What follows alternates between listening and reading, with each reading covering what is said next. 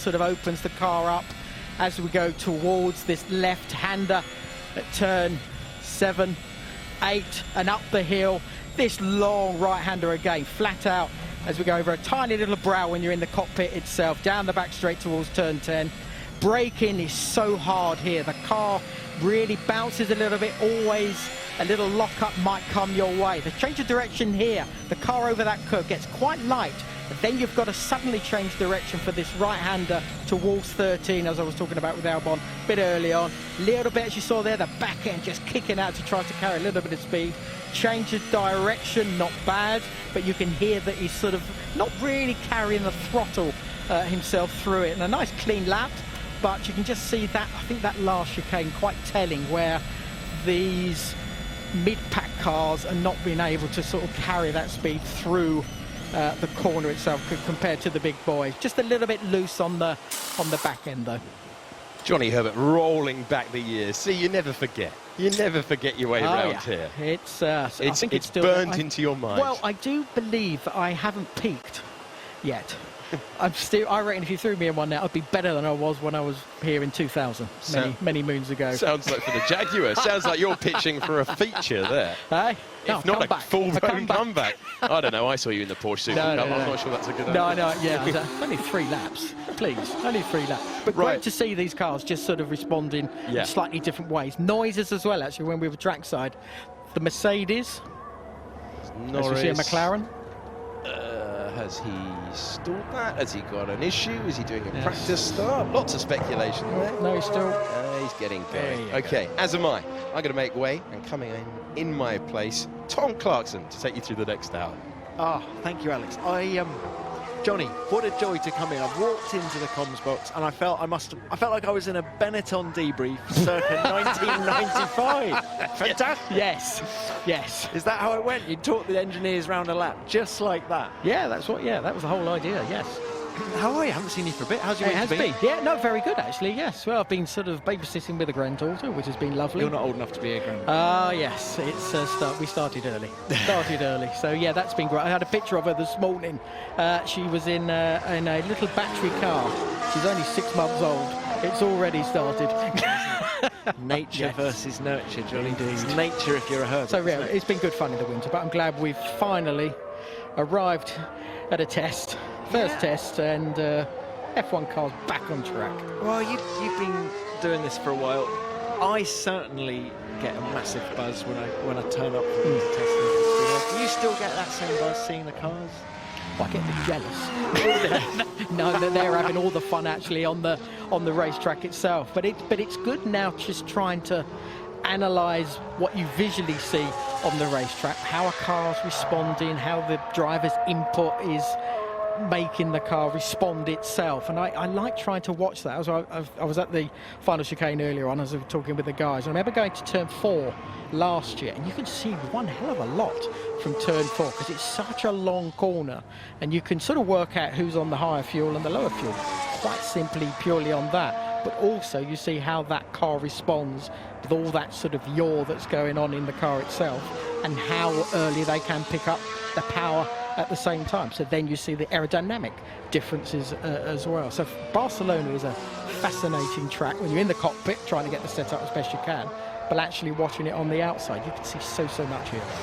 And the fundamentals of a quick single-seater race car are the same now for all the tech we're getting on these cars as we look at Norris just going through turn 9. But for all the tech on these cars, the fundamentals of what makes a racing car quick are the same now as they were 20, 30, 50 years ago.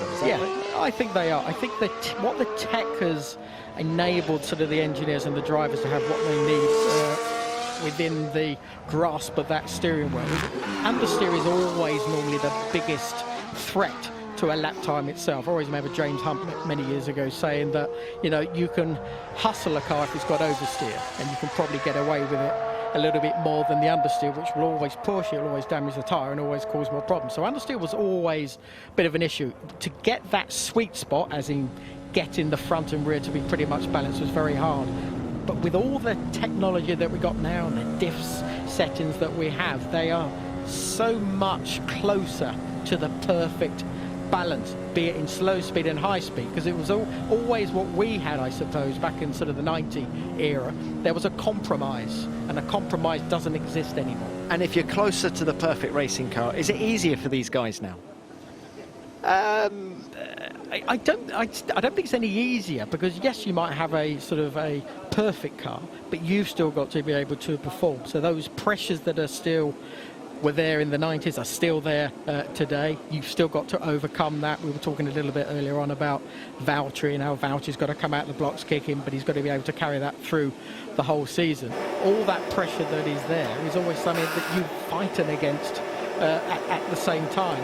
But you've still got to get that perfect, or pretty much perfect lap as well. Maybe the perfect car, but you cannot make any errors. Locking, a tiny little lock at turn 10 will scupper your whole lap, which has gone probably perfectly before that. So And then- it's getting them perfect. And then where are you at with sort of driver aid, semi-automatic gearbox? Right, I've got a little thing about semi-automatic. I loved the days of heel and towing. Now, maybe I'm just being slightly archaic in my view, but I thought that was such a challenge for the drivers, where, you know, and to nail a good downshift was an art, wasn't it? Whereas It now was. it's just the pull of a lever. Yeah, and that more or less was your braking, was how quickly and smoothly you could get through the gear change. Of course, now it's pretty much everybody brakes in the same place. Everybody does the same thing with the paddles, and you sort of get down to the right gear as quickly and faster than we probably ever have. But going back to when you had sort of the stick shift and the blip, I remember Gerhard Berger, for example,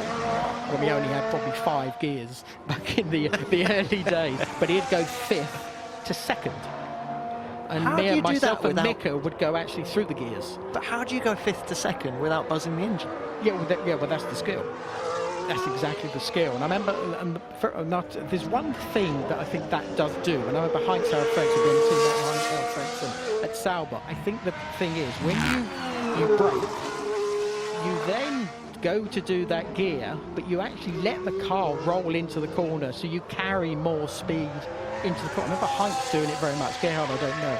But he always changed gear quite late in the corner itself. I used to sort of do it, sort of brake, change. And Heinz would change once, then there was a bit of a delay, then he would go down another couple of gears. So with Gerhard, I think there was an element of carrying that speed, rolling the car in, then you're back into 2nd and then turning through the corner Fascinating. itself. Every it's driver different- did it differently. And everybody did it differently. Yeah. But that was your braking. Yeah. But it's doing the shift is absolutely fine, but it's got to not lock up at the same time. So that was just a very different form of driving compared to the perfection that you have today, because sadly back then it was never perfect, because there was always a bad shift. Upshift is always the bigger issue at the same time. Everyone says 70s, they were much better, there was more sort of natural overtaking. Well, most of it was only because the guy missed a gear going up, and that was why the overtaking came. So that was the human element, probably more so back then. So we are just looking at Daniel Ricciardo heading out of the pit lane. Look at this practice start. You can tell that it's a brand new set of tyres because they have that sheen on them, don't they? Those Pirelli tyres when they're brand new. Let's just listen. Quite clean. Very clean, in fact. So where are you at with Renault? We're riding with Daniel Ricciardo now. Drivers or cars, where should we start? Well, I don't know what they did, because I know they had some soft tyres on. When I was on the track with Rachel Brooks, we were doing something a little bit for our show a little bit later on, but he was on the soft tyres, wasn't he? And the car looked visually light. I don't know what lap time he did this morning. It was sort of probably about half an hour, 45 minutes from the end. I'm not quite sure where he ended up, but that looked to me a very light car.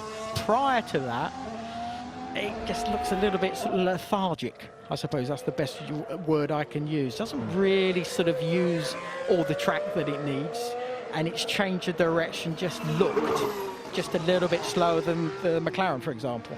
This looked a lot sort of better, not that particular lap, but generally they sort of looked a little bit more nippier in this sort of quick change of direction that you have here. But you could also see him come out at turn 10, and he seemed to be on the power later than the McLaren was. Well, I mean, Esteban Ocon in the car this morning. I'm wondering if it's the last day of this first test. I wonder, playing around with fuel loads maybe this morning, just to give Ocon a bit of experience of everything? I guess so. Again, it's early in the test. I suppose it may be a better time to do it, where you're not going to show quite as much to the your fellow competitors. So yeah, it's a very early one. We know when Kimi put those soft tyres on, that obviously makes a massive difference around here. So again, we'll have to wait and see. It just didn't look very sort of, as I said, nippy. Mind you, we have got the perfect conditions yet again. We have, yes. So there's no excuses really. There won't be at the end of this testing. This is why all of the Formula One teams decamp to Barcelona and don't stay at Silverstone for winter testing, isn't it? Because the rain in the UK at the minute is almost unprecedented, and yet we've had 3 days of beautiful sunshine. Looking at it now, track temperature 26 degrees, perfect. Air temperature 19 degrees, perfect. I could continue on. Didn't Murray Walker like to talk about the air pressure? For anyone interested, 1013.4 is the... So we're riding... Look, let's talk about some Year 2 drivers. This is Antonio Giovinazzi, but also we were riding with Lando Norris a little bit earlier. Why, apart from the obvious, why is Year 2 different to Year 1 for these guys? Well, I think the biggest thing is you can get through a first year. Maybe you have sort of a mediocre year, or you have a good year. Now, let's say you have a good year. I think Lando had a good year overall throughout the season. How do you define a good year for a rookie? Well, you can only really do it up against the teammate that you're up against. And I think the way that he came out the blocks very, very strong, as we know in Australia. They were close, but he was a little bit behind maybe with Carlos, but to be honest, it wasn't very, very much. But the expectations would be, okay, now you've gone through that, now you know what the whole bubble is all about, and they will expect you to be improving consistently from this test to the next test and the time we get to Australia. So the expectations change, which means the pressure changes, and you've got to be able to absorb that pressure to apply your skill to the car itself. And then, of course, you've got to deal with your teammate, to how he has gone through a winter, and if he come out mentally stronger than he was last year. The pairing is great for McLaren. They get on very, very well at the moment. But there will always be a tipping point with that relationship where it's going to be all about me being ahead of you, my teammate. Now that's where that dynamic sort of does change. And that is what Lando has to do this year? That's what you have to do the whole time you have a career in Formula One. You're battling your teammate all the time, because that's the only thing you can gauge.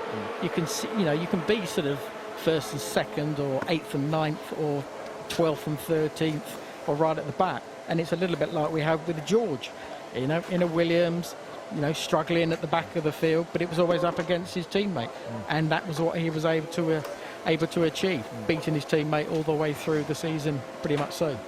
Now, we saw a moment ago the guy who's just actually walking out of shot at the back. You can just see the door opening from the viewing area there. That was Juri Vips, who is one of Red Bull's young drivers. Very, very good young driver. Funny enough, I was chatting to Christian Horner on day one of this test. Juri Vips walked past and Christian interrupted our conversation to say hello to Juri, and he was saying what a great driver he was, and he's just sort of looking on at Alex Albon, Year 2 driver that we've just been talking about.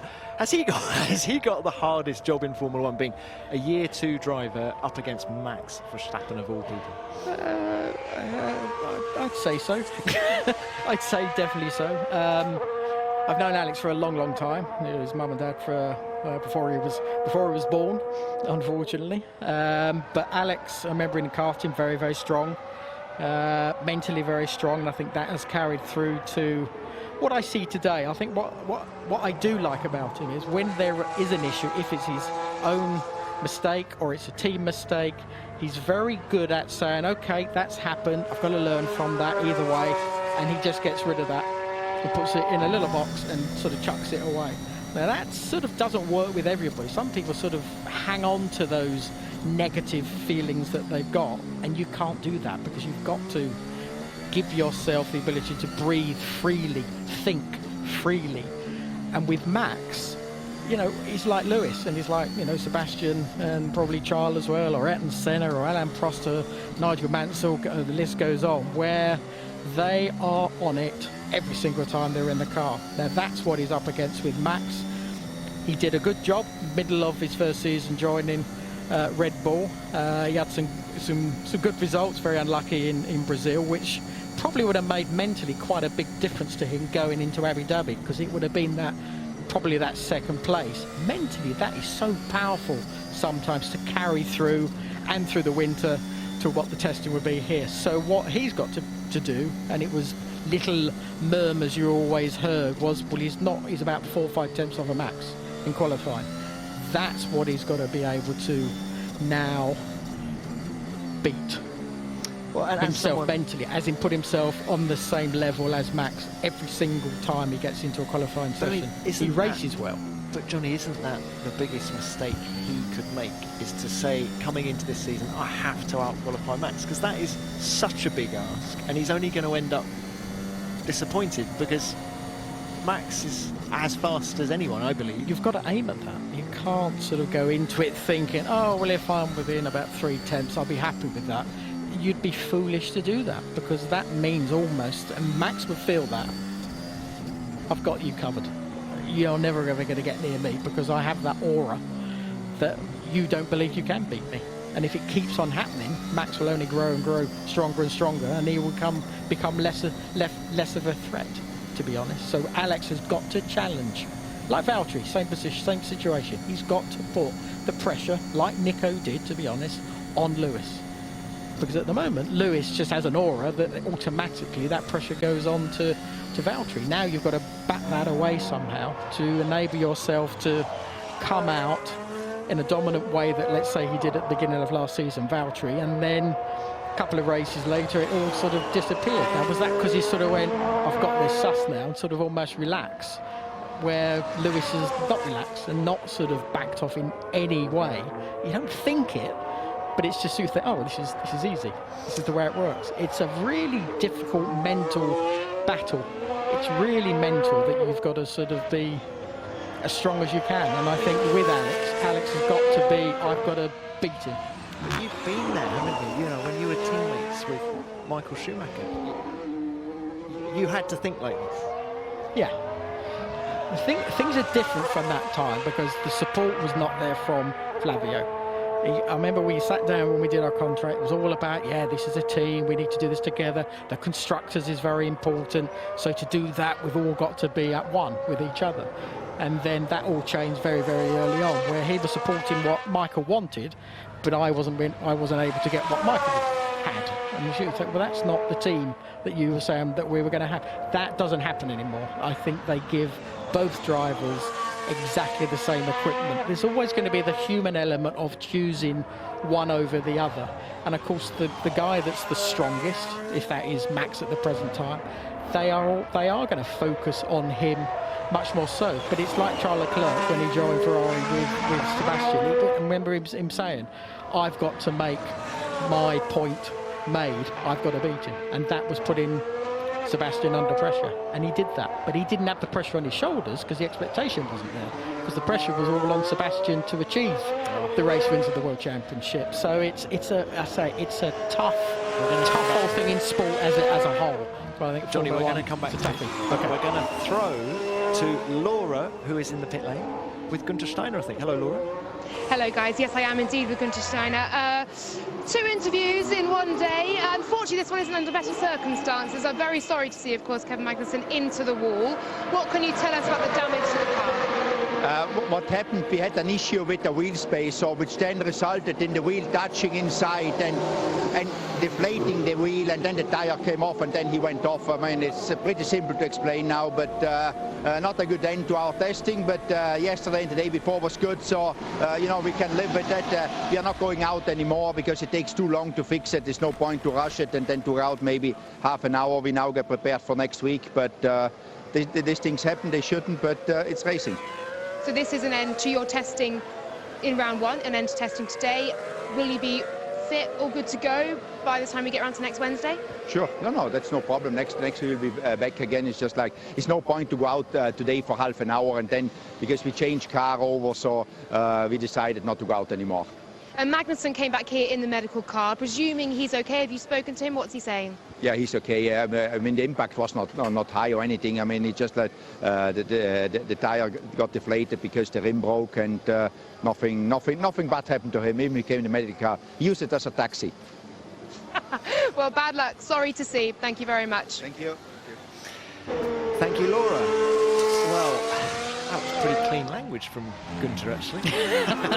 Yes. I know the boys are ready with the bleep machine. That's a frustrating end for Haas, isn't it? I mean, small team. And he says he's putting a very brave face on there, but that car has now been in the barrier twice in 2 days. Yeah.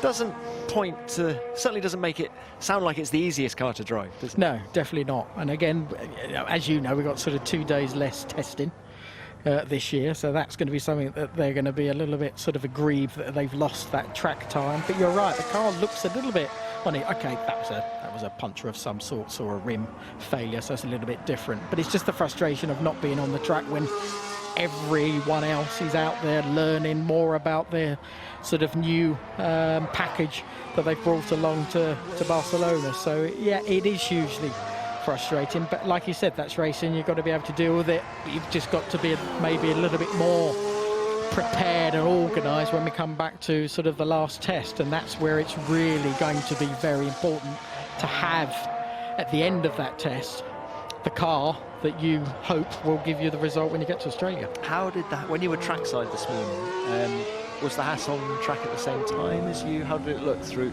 that long? Yeah, it was on track. Yeah, not too bad, I have to say. The only thing that you could notice sometimes is when he was coming out of the final chicane. I'll try and sort of do it now with Lando. So you go through the left, they get on the throttle a little bit, they turn right. He was coming off the throttle on that right-hander, which then stops the momentum that you've got. And I think that was where it was then picking up the throttle, and there was a tiny little bit on the laps I saw, a little bit of breakaway on the rear end. So it was a little bit snaky on the exit. But again, you're never really sure exactly what they're doing as far as the setup goes. But it didn't look as nimble as some of his fellow teams and cars around him.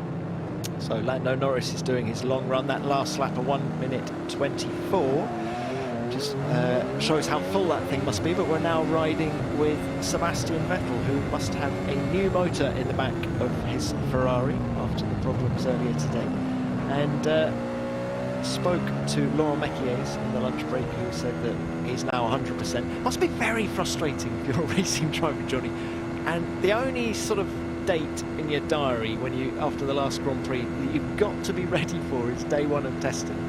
And you go and get flu, for goodness sake. Very frustrating for him. Yeah, it is. And of course, he's very hungry like Ferrari, but also his teammate Charles Leclerc to come out stronger and more competitive than, you know, they ended the end of the season as though it was pretty good, but it's just having that consistency which they lacked last year. You remember everybody was saying they had a half a second, 0.6 advantage over Mercedes. Never ended up being the case, so they know where they have to improve. Out of the box, this is always, I think, sometimes a good indication. On the first day of testing that we had, I wouldn't say it flew around particularly competitively, when I always think sort of out of the box like a Williams. You know, it shone quite brightly straight away, and hopefully that's something Williams will capitalise on. But, you know, the tone isn't the most positive tone that I've heard from a team this early. Yeah. Now, I've got this theory about on Sebastian Vettel. I'd love to get your thoughts on as this was an install lap and he heads back in, but he doesn't have anyone, something I was discussing in commentary yesterday, but he doesn't have someone fighting his corner in Maranello. Okay? He doesn't have a manager in the old sense of the word. Charles Leclerc, on the other hand, has Nicolas Todd. Yeah. And fun enough, after the two of them came together in Brazil last year, I remember in the paddock seeing Nicolas Todd having a very strong conversation with Mattia Binotto, the Ferrari boss. Seb didn't have anyone fighting his corner for him after that. And do you think he misses that, just from a sort of intra-team political situation? If he had someone, do you think he needs someone if he had a Willy Weber type, you know, back in the Schumacher days? Because you were up, you know, when you in the Benetton days, you had it all against you, because you not only have Michael Schumacher and Flavio Briatore, but you also had Willy Weber there in the background, Sure. making it happen for Michael, didn't you? Yeah. Again, if I do it throw it the other way, which is Lewis. Now, Lewis does his own stuff, pretty much.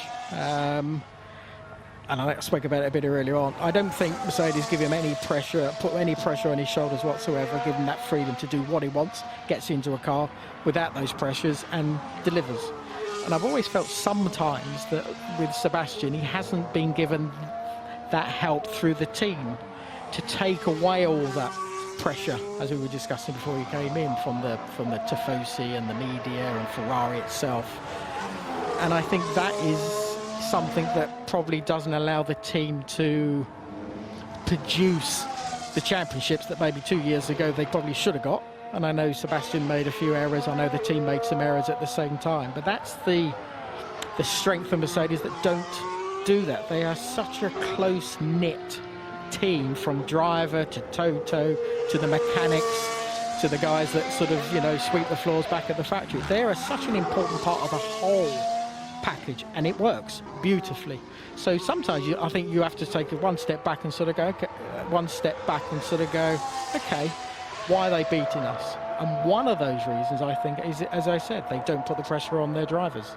And I think the other side of it is when Charles Leclerc come on board, he didn't have the pressures on his shoulders because the expectations were for Sebastian to do the job. And then suddenly he was pushing his teammate. So that's just because he had more, I don't know, support maybe, and freedom to, without the pressures on his shoulder, to do the job that he needed to do. That's why we've got a very confident Charles Leclerc now, who's a big threat for Sebastian. I certainly felt that Seb had the weight of the world on his shoulders at various points. Yes. And the sort of and unfairly so. Yeah, and this impetuousness that was so fantastic earlier on in his career, I felt wasn't there. Do you think it's? I mean, is it still there? I think it's still. I think the fire is still there in his belly to you know, perform and get another world championship, because otherwise I think he would walk away. I don't think his passion is so high that he still believes that can happen. You know, if he went to Ferrari in a similar, I think, mentality to what Michael did, is to bring sort of Ferrari back to those winning ways. He hasn't been able to achieve that yet, and I think he will still try his hardest to try and achieve that. I remember at Abu Dhabi, he arrived late at the last race last year, Vettel, didn't he, because the birth of his third child. I don't think it wasn't a stellar weekend in any way for him. No. How does sleepless nights and young children and all that kind of thing affect you in a cockpit? Serious question, actually. Yeah. How does it affect you in sleep deprivation and stress? Well, if there is any? Well, for my, if I talk to my daughters, sort of 30 and sort of 28 now, but if you talk to them now, well, I was never there. They always give me that still now. I was never there. You know, I was very lucky. My wife Rebecca was always very sort of supportive of me, so she took care of that side of things. I would imagine there is a similar scenario for Sebastian, because he's away so much doing the nappies at the moment. Yeah, no, I did a little bit of that. Yeah, I did that early on when I was home girls. But so I did try and help You're out. Listening. Amelia definitely will be listening. So yeah. So I did do a lot of things for you, sweetheart. That's for sure. My wife has commented sort of interestingly about that situation of the family. Has that caused Sebastian to just lose that little edge? Maybe because you know how he's sort of, you know, quiet he is, and there's no sort of family turning up at races and stuff like that. Is that another pressure that's sort of on him? I don't think it is, personally. I think you still have that inner desire to do the track. You're totally focused on only what happens on the track when you're out there. There's no thinking about anything to do with the family at all. So kids don't slow you down? No, I personally don't think so. That it's Alan Prossett didn't harm. He's one of those. He had a family around him. So, no, it's a myth. No. Okay, so here we are with Lewis Hamilton back out on track. So, Johnny, just how much would you like to be going in that car right now? Well, I think your neck would struggle. For sure it would struggle. for sure it would struggle. It is pretty immense what these cars do. Yeah. It's the steering wheel going. Yeah. What is he doing? Some aero. But even on that little bit we got through that sort of turn 14, 15 is how that car changes direction, one, but it's the amount of throttle they carry through. They hardly come off the throttle. They just do it right in the middle of the left and the right of 15, and everyone else is coming off maybe once but a couple of times. That you hear the difference is huge from that point of view. And as soon as you're not coming off the throttle, that means you're carrying that speed, and that is where you see these guys just having the brilliant confidence to sort of just lean on it, and it will respond underneath you perfectly. How much throttle movement do these cars have? Say again. Throttle movement. So you're feeding in what, 1,000 horsepower? Yeah. Through, what is it, 5 centimeters of movement? Yeah, Is that well, it too does much? vary. I remember Jacques Villeneuve had about 3 millimeters of. Yeah, he was ridiculous. It's not much of an exaggeration. Either. No, Yeah. it was Yeah. ridiculous what he had. It was a switch. I don't know how he drove it, Yeah. but that was how he had it. So everybody have a slightly different map in there. There'll be different sort of shapes to where it picks up, to where the mid power comes in, and you're just doing it in a personal way. But I don't know. You've got that sort of 20-odd. What, the better your car, the better balance, the more grip, I suppose, the shorter. Yes, the because you can throttle- carry it. yeah. Yeah, sure. Yeah. Did you ever drive?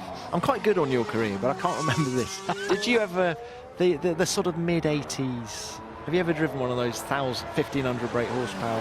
Well, I did it was about, I think when I did the Benetton in '87, my very first test.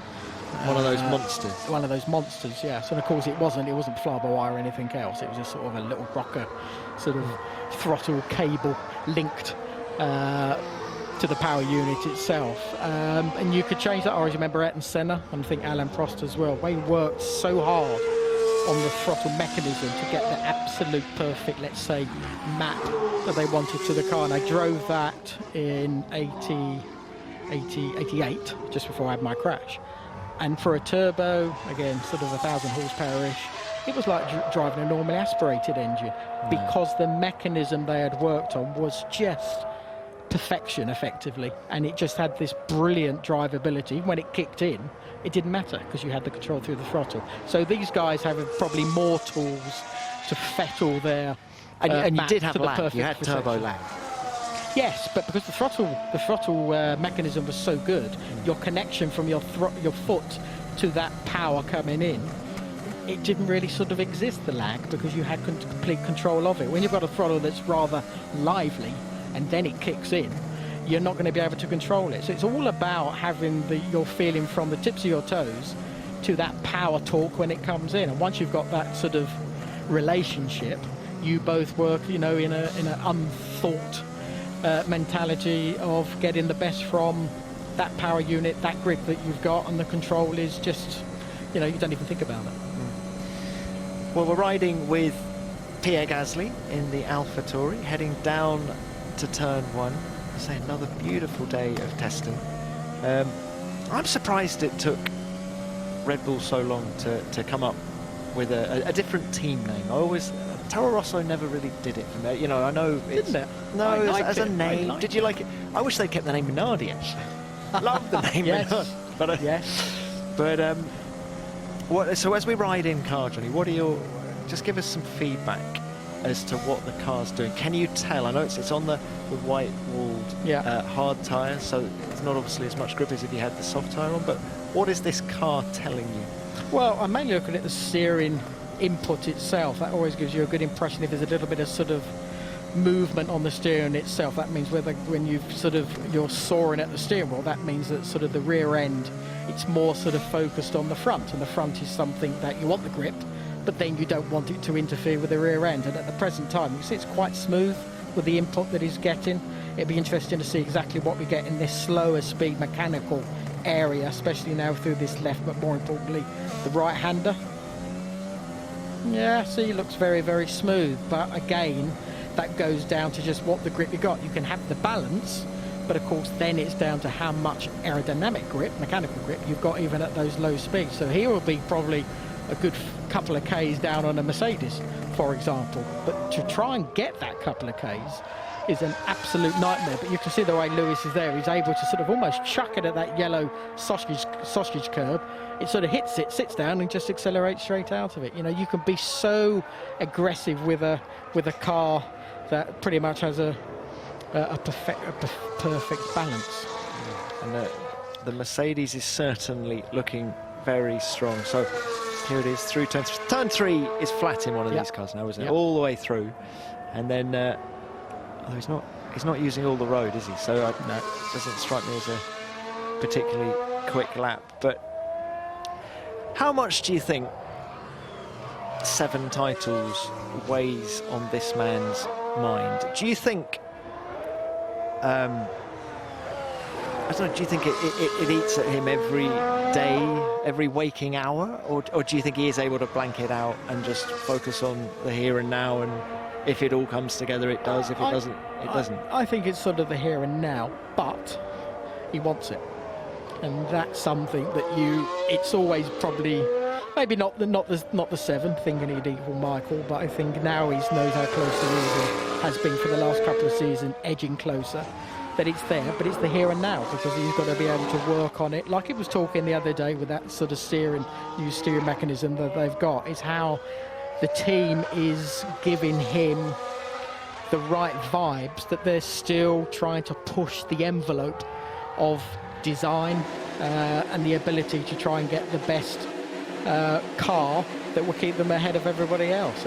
But that relationship is so strong. Mercedes won it, he wants it. You know, to me, that's just the perfect scenario that as a driver you need. And you know, Lewis, do you think if he ends his career without having got that 7th title, somehow in his mind he will have failed?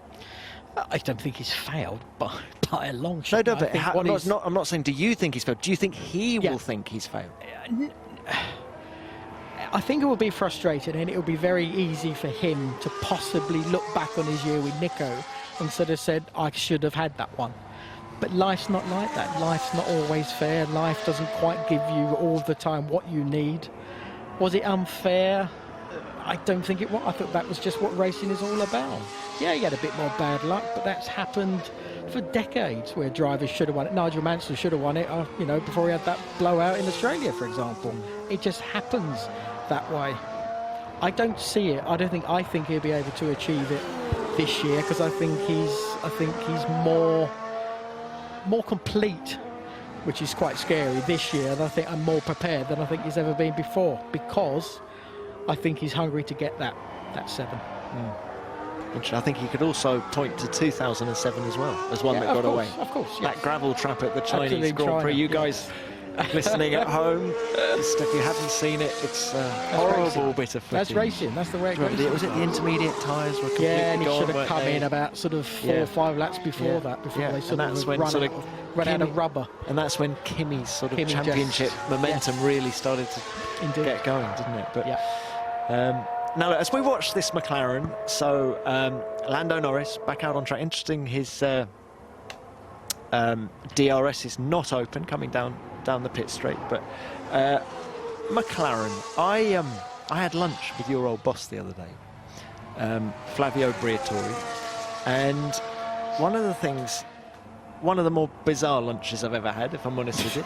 But it was interesting. Now, he said, I don't think he's a great fan of Ron Dennis, former boss of the McLaren Formula 1 team, for those who aren't aware. And he said that Ron was just a guy who lucked into it. Right place, right time. Yeah, right. I think he has to look at the record books. I do believe Ron achieved much more than Flav. Much more. Lucked into it. You could equally say maybe the same with Flavio when he came into Benetton as well. No, I don't think that's the case.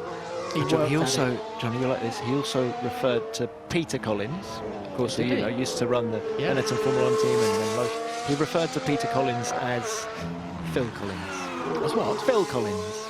Right. No, you don't mean the pop star, Flavio. No. You mean Peter Collins.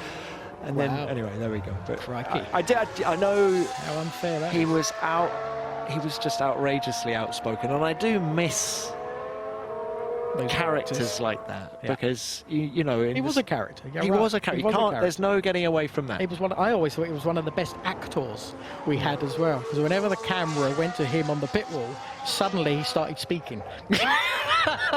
He was never speaking to anybody. He was just He hadn't pressed the button. He was just talking to Yeah, exactly. He'd seen strategy. it. Yeah, it looked like Pit, it. pit. Oh, Yeah, exactly, yeah. Yeah. Again, when he came into Formula 1, which was my first season, and when Peter Collins was actually running it, he came in with a mission to take that over. And, Peter had been around for a long, long time. Peter was, very influential in my career for sure.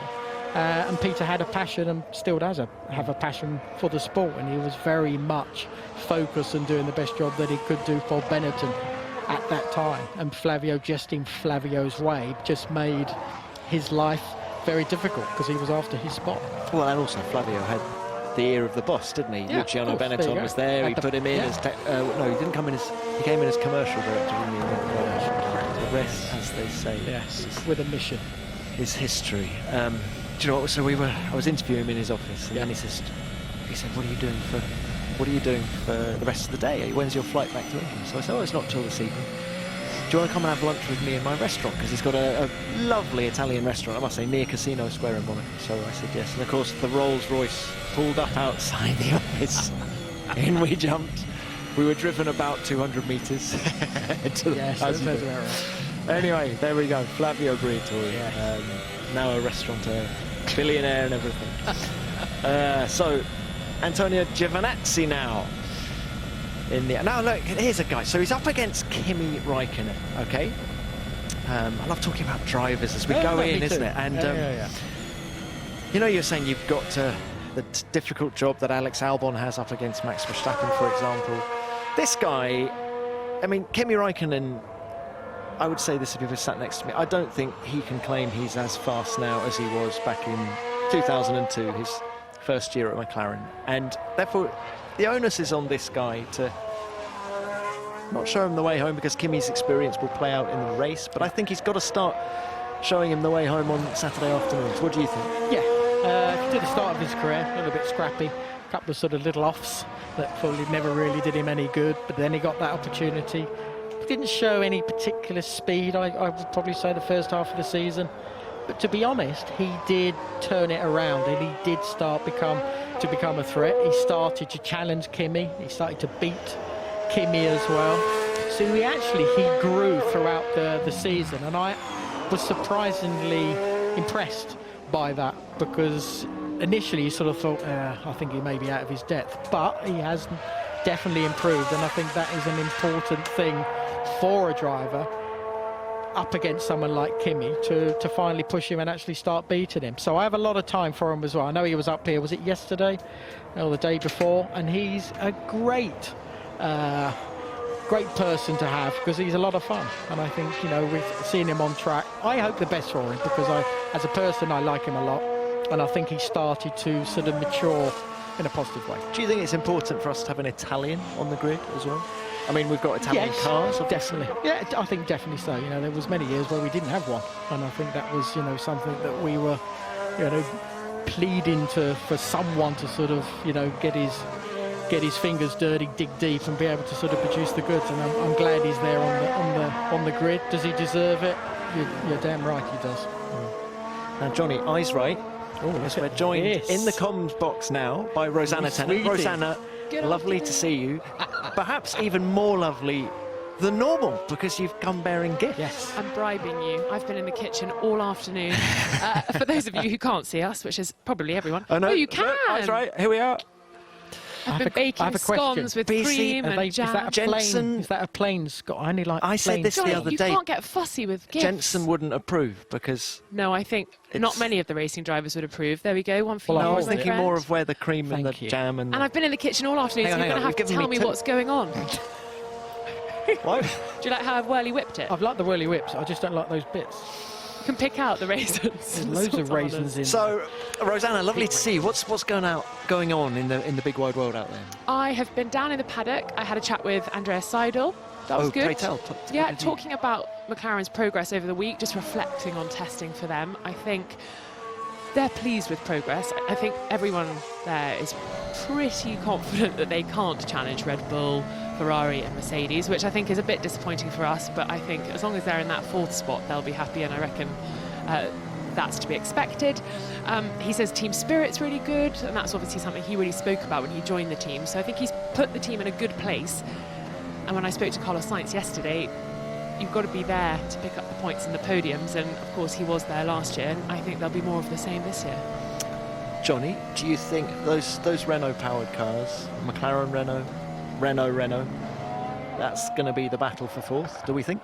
Yeah, I would think so. Where's your money? Well, the mentality of McLaren, I have to say, has been quite impressive, where their sort of thinking is really just trying to not the gap of closing down the top three isn't really realistic. I think they sort of know that with the situation they've got, but they are very much excited that they can get to the front of that mid-pack and hopefully have a little bit of a gap between the rest to just make their life a little bit more simple. So I think the mentality is absolutely perfect. They've got the right drivers at the moment who are getting on very well. They are probably driving the best they ever have. Right, it's a bit early for Lando, but I think even Carlos has matured massively over the last couple of years. And I think the ingredients do look very good. Does the car look sort of is there a bit of a wow factor to it? Probably on track, no. Not an absolute wow factor, but I wouldn't say it's bad compared to the others. They all seem to be in a very similar boat in many respects. So, but they just want to be, of course, at the front of that pack. Well, talking of wow factor, I asked him about the DAS, and he said they've just got other things to be focusing on at the moment. So I think that's probably everyone's line. So I don't think, well, he said they're not looking at it at the moment. Whether they're going to be looking at it tomorrow, Sunday, Monday, Tuesday before they come back here, I'm not sure. But he said, look, we've got other things to be getting on with and focusing on, and I guess a few of the teams are going to have to take that line of action as well. He's such an impressive character, Andreas Seidl, I think. I mean, for that, he's still relatively new in the world of Formula 1. Well, he's not actually. I'm going to from the old days, myself. No, yeah. Because of course he was first of all with Williams. He was BMW, wasn't he? So when it was BMW Williams from 2000 to 2005, then he went to Sauber, of course, when that. So he's sort of racing royalty. He's been there, done it as an engineer, and then went and won, was it 3 Le Mans on the bounce with Porsche, and then I think Zach Brown approached him at the Le Mans in 2018. Yeah. Come and join us and he'll think about it. And I think Porsche wanted him to go and front their Formula E team. And then he's here. I mean, I just think there's something about him that has lifted. I mean, he sort of inherited the team as it was. Yeah. Lovely character. And he has, you're right, I think you were just about to say, sort of elevated the team into sort of this sort of, refreshed McLaren. I think he has a positive impact on the team itself. And he has a certain dynamic, the way that he works within the team and with the media, to be honest. There's always a smile on his face, but it seems to be paying dividends at the moment. He's very captivating when you interview him.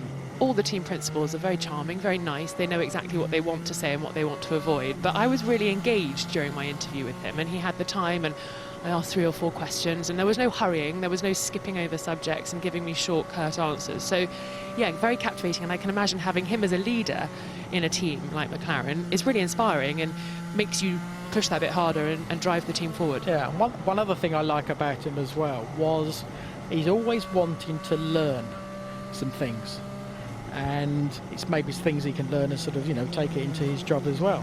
But he asked me last year for my book, for example. So he's interested in other drivers from a different era, just because that's, like you said, that is just his little world. And the more information that he has, the more knowledge that he has, the better he will be. Did you guys at home, did you get the book plug there? We need a buzzer. We need book buzzer. It's probably about 10 pence on Amazon. Probably. It's a great read. It's a different read. Thank you very much. But it's just interesting that he's, I think interested. I think being an interesting and interested person in Formula 1 is fairly rare, I think. Maybe I would go as far to say. Yeah. Quite a lot of single-minded people down there. And so to be interested in taking information from various places within the paddock is a bit of a gemstone, really. Yeah. How long is it sustainable to do what his family is still in Germany, I think, and so he's commuting to the MTC in the UK. I always think that's a difficult place to put your family, isn't it, in the long term? I think so. Yeah, I think so. But I think there has to be an acceptance from the partner of that, because it pays the bills, it pays for the lifestyle that they have, whatever that may be. And that's why I mentioned a little bit about my wife as well. It was the same situation. So, racing is a tough old business to be involved with, just because there is all that travelling that we do basically from this time forward until, you know, December effectively. So it's a tough for the families, and that's mechanics as well. That's why they try and sort of tried to make it easier for them, so they added a few more races on top for that, which I think is good for the sport itself. But I think, you know, overall, there's a sacrifice to be involved with a sport which travels as much as it does. And for more information on Mrs. R. Herbert, read the book. Read the book. Not much in there, bless her. I'm just looking down the lap count. So many fewer laps today completed than yesterday. We were up in those high, well, 90s, 100s, weren't we? And not many getting up there today. Well, we've had the red flag. We have, absolutely. Which has slowed things down a bit, but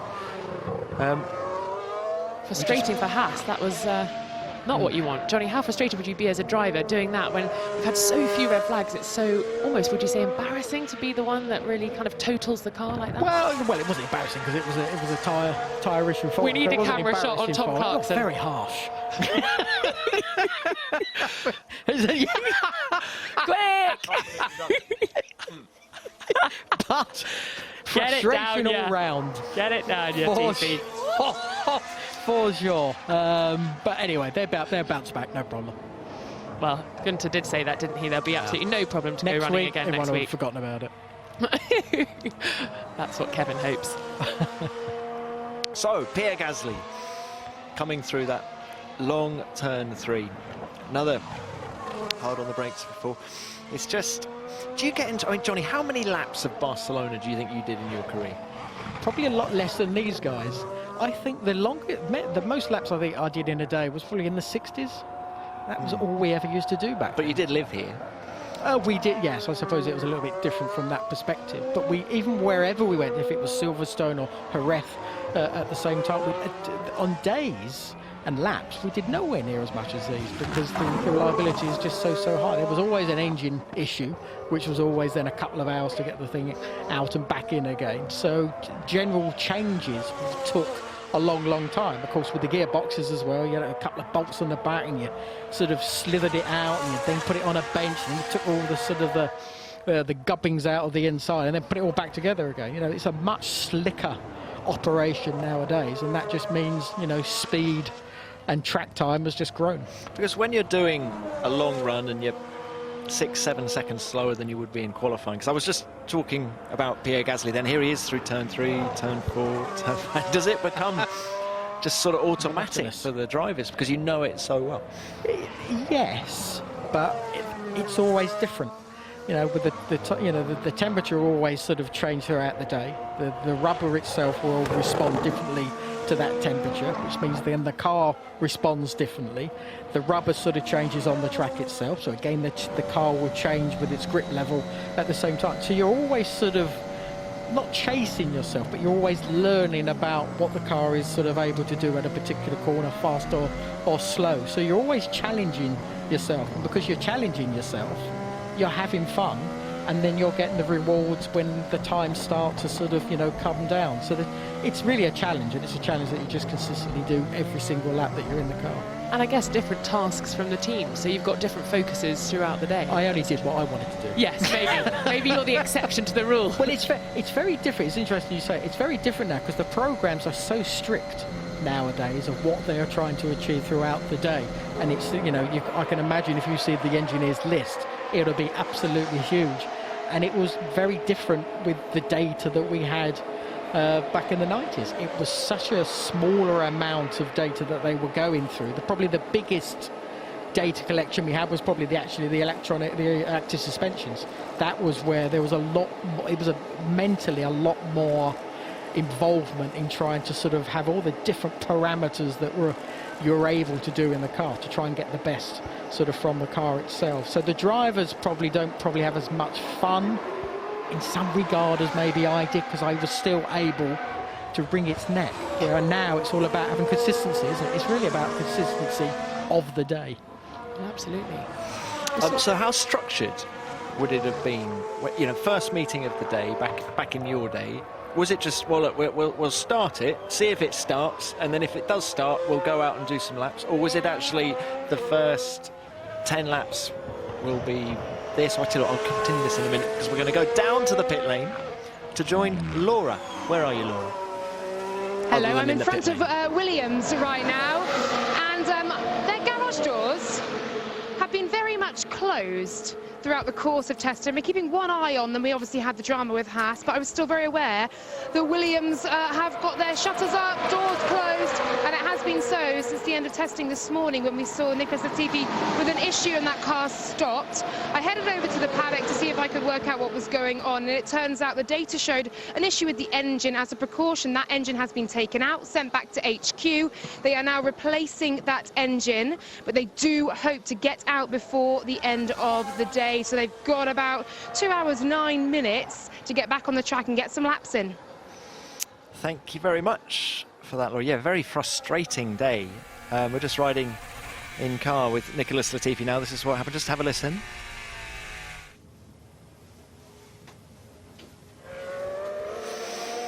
That's tough, isn't it? You're a young guy coming in, first season of Formula One, just round the corner.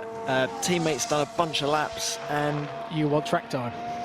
you just want track time. You just want track. Yeah, a horrible situation for Latifi there because, you know, we know how impressive these cars are when we watch them at the side of the track. They're mighty impressive when you're in the cockpit, and you've just got to learn about the system that is underneath you, in front of you with the steering wheel, how you feel with the pedals. It's just a whole thing. I know he was still playing around with the seat, I think yesterday or the other day, and I think that is where the comfort comes into play. The only time you really understand if you are comfortable is when you're actually on the track itself. So that is, yeah, you're right, it's very frustrating for a driver not to be out there. And the simulators don't come close to... No, they don't move much, and they don't give the same sensations of an actual race car itself. They're mighty impressive. I've only driven the Mercedes one a couple of years ago. Mighty impressive, but you've got the noise. If there's no noise, you've got none of the sort of the real bumps, the way that the car reacts on those bumps compared to the simulators themselves. So no, nothing yet replaces being in the cockpit itself.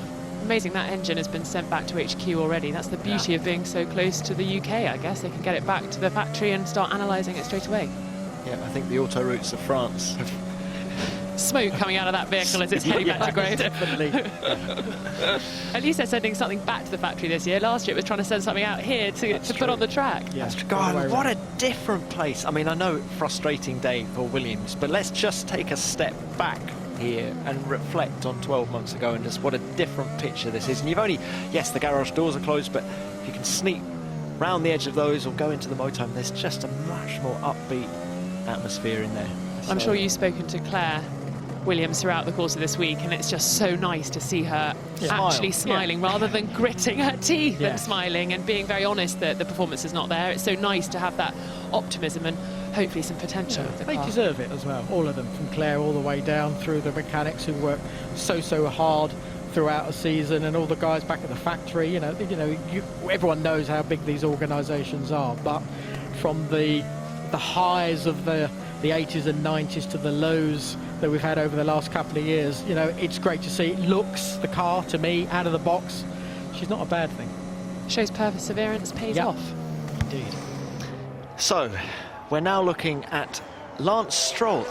Interesting dynamic I saw earlier as I was walking down the paddock. Toto Wolff in the Racing Point motorhome. I was in there. Oh, you were in there? I was in there as he I think came you need to out. continue this story, Rosanne. Well, I wasn't in the meeting. They didn't need me, weirdly. I'm off. Johnny, take your scone. Right, take one and a half. I'm going to find one without any current things in there. Next time I'll bake you a plain one.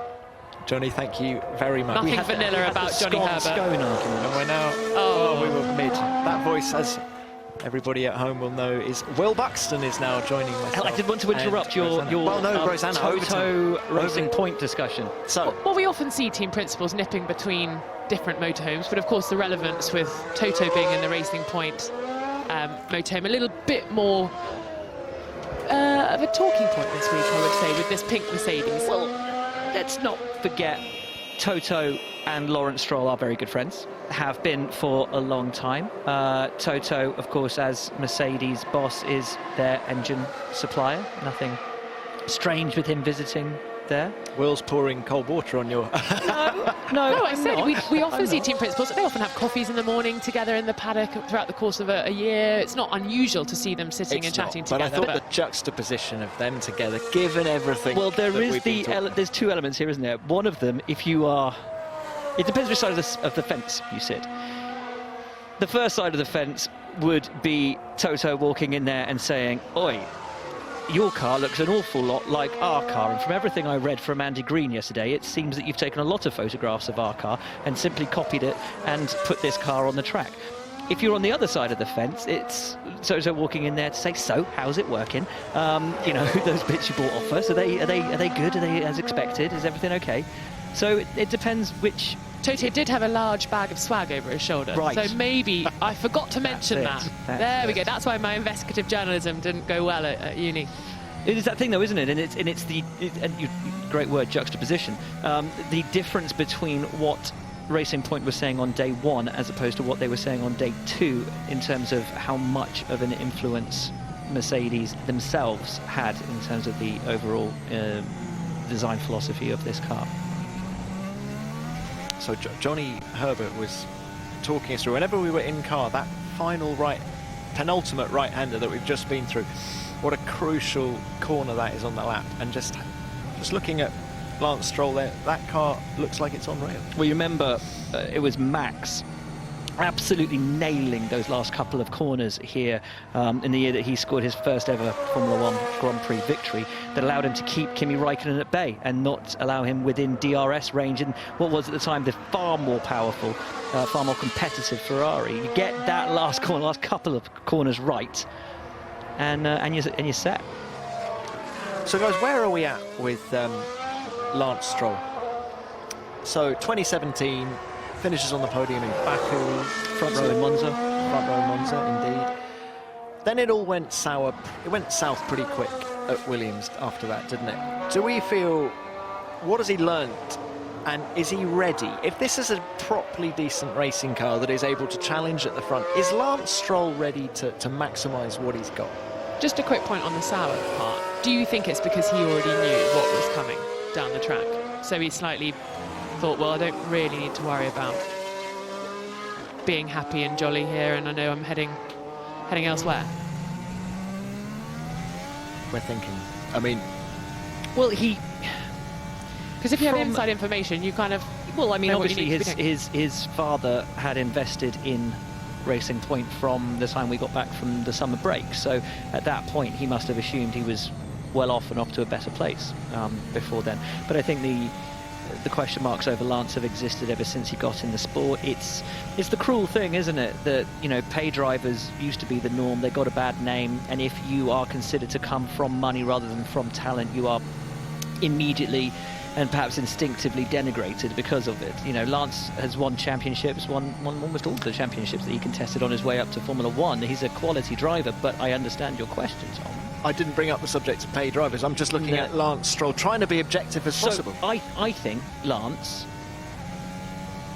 is a quick kid. Whether he is at the moment introspective enough to learn from his mistakes, to make the most of his mistakes and use them as lessons, I'm not sure. I think he has to get on top of qualifying. We know that he's a brilliant race starter. We know that he's a brilliant battling driver in those opening laps. But a lot of that has come from the fact that he's qualified 6-7 positions down from where he should be. So by the end of those first 10 laps, he's put on a great show in those first 10 laps. But all it's actually been is recovering the positions that he should have made in qualifying.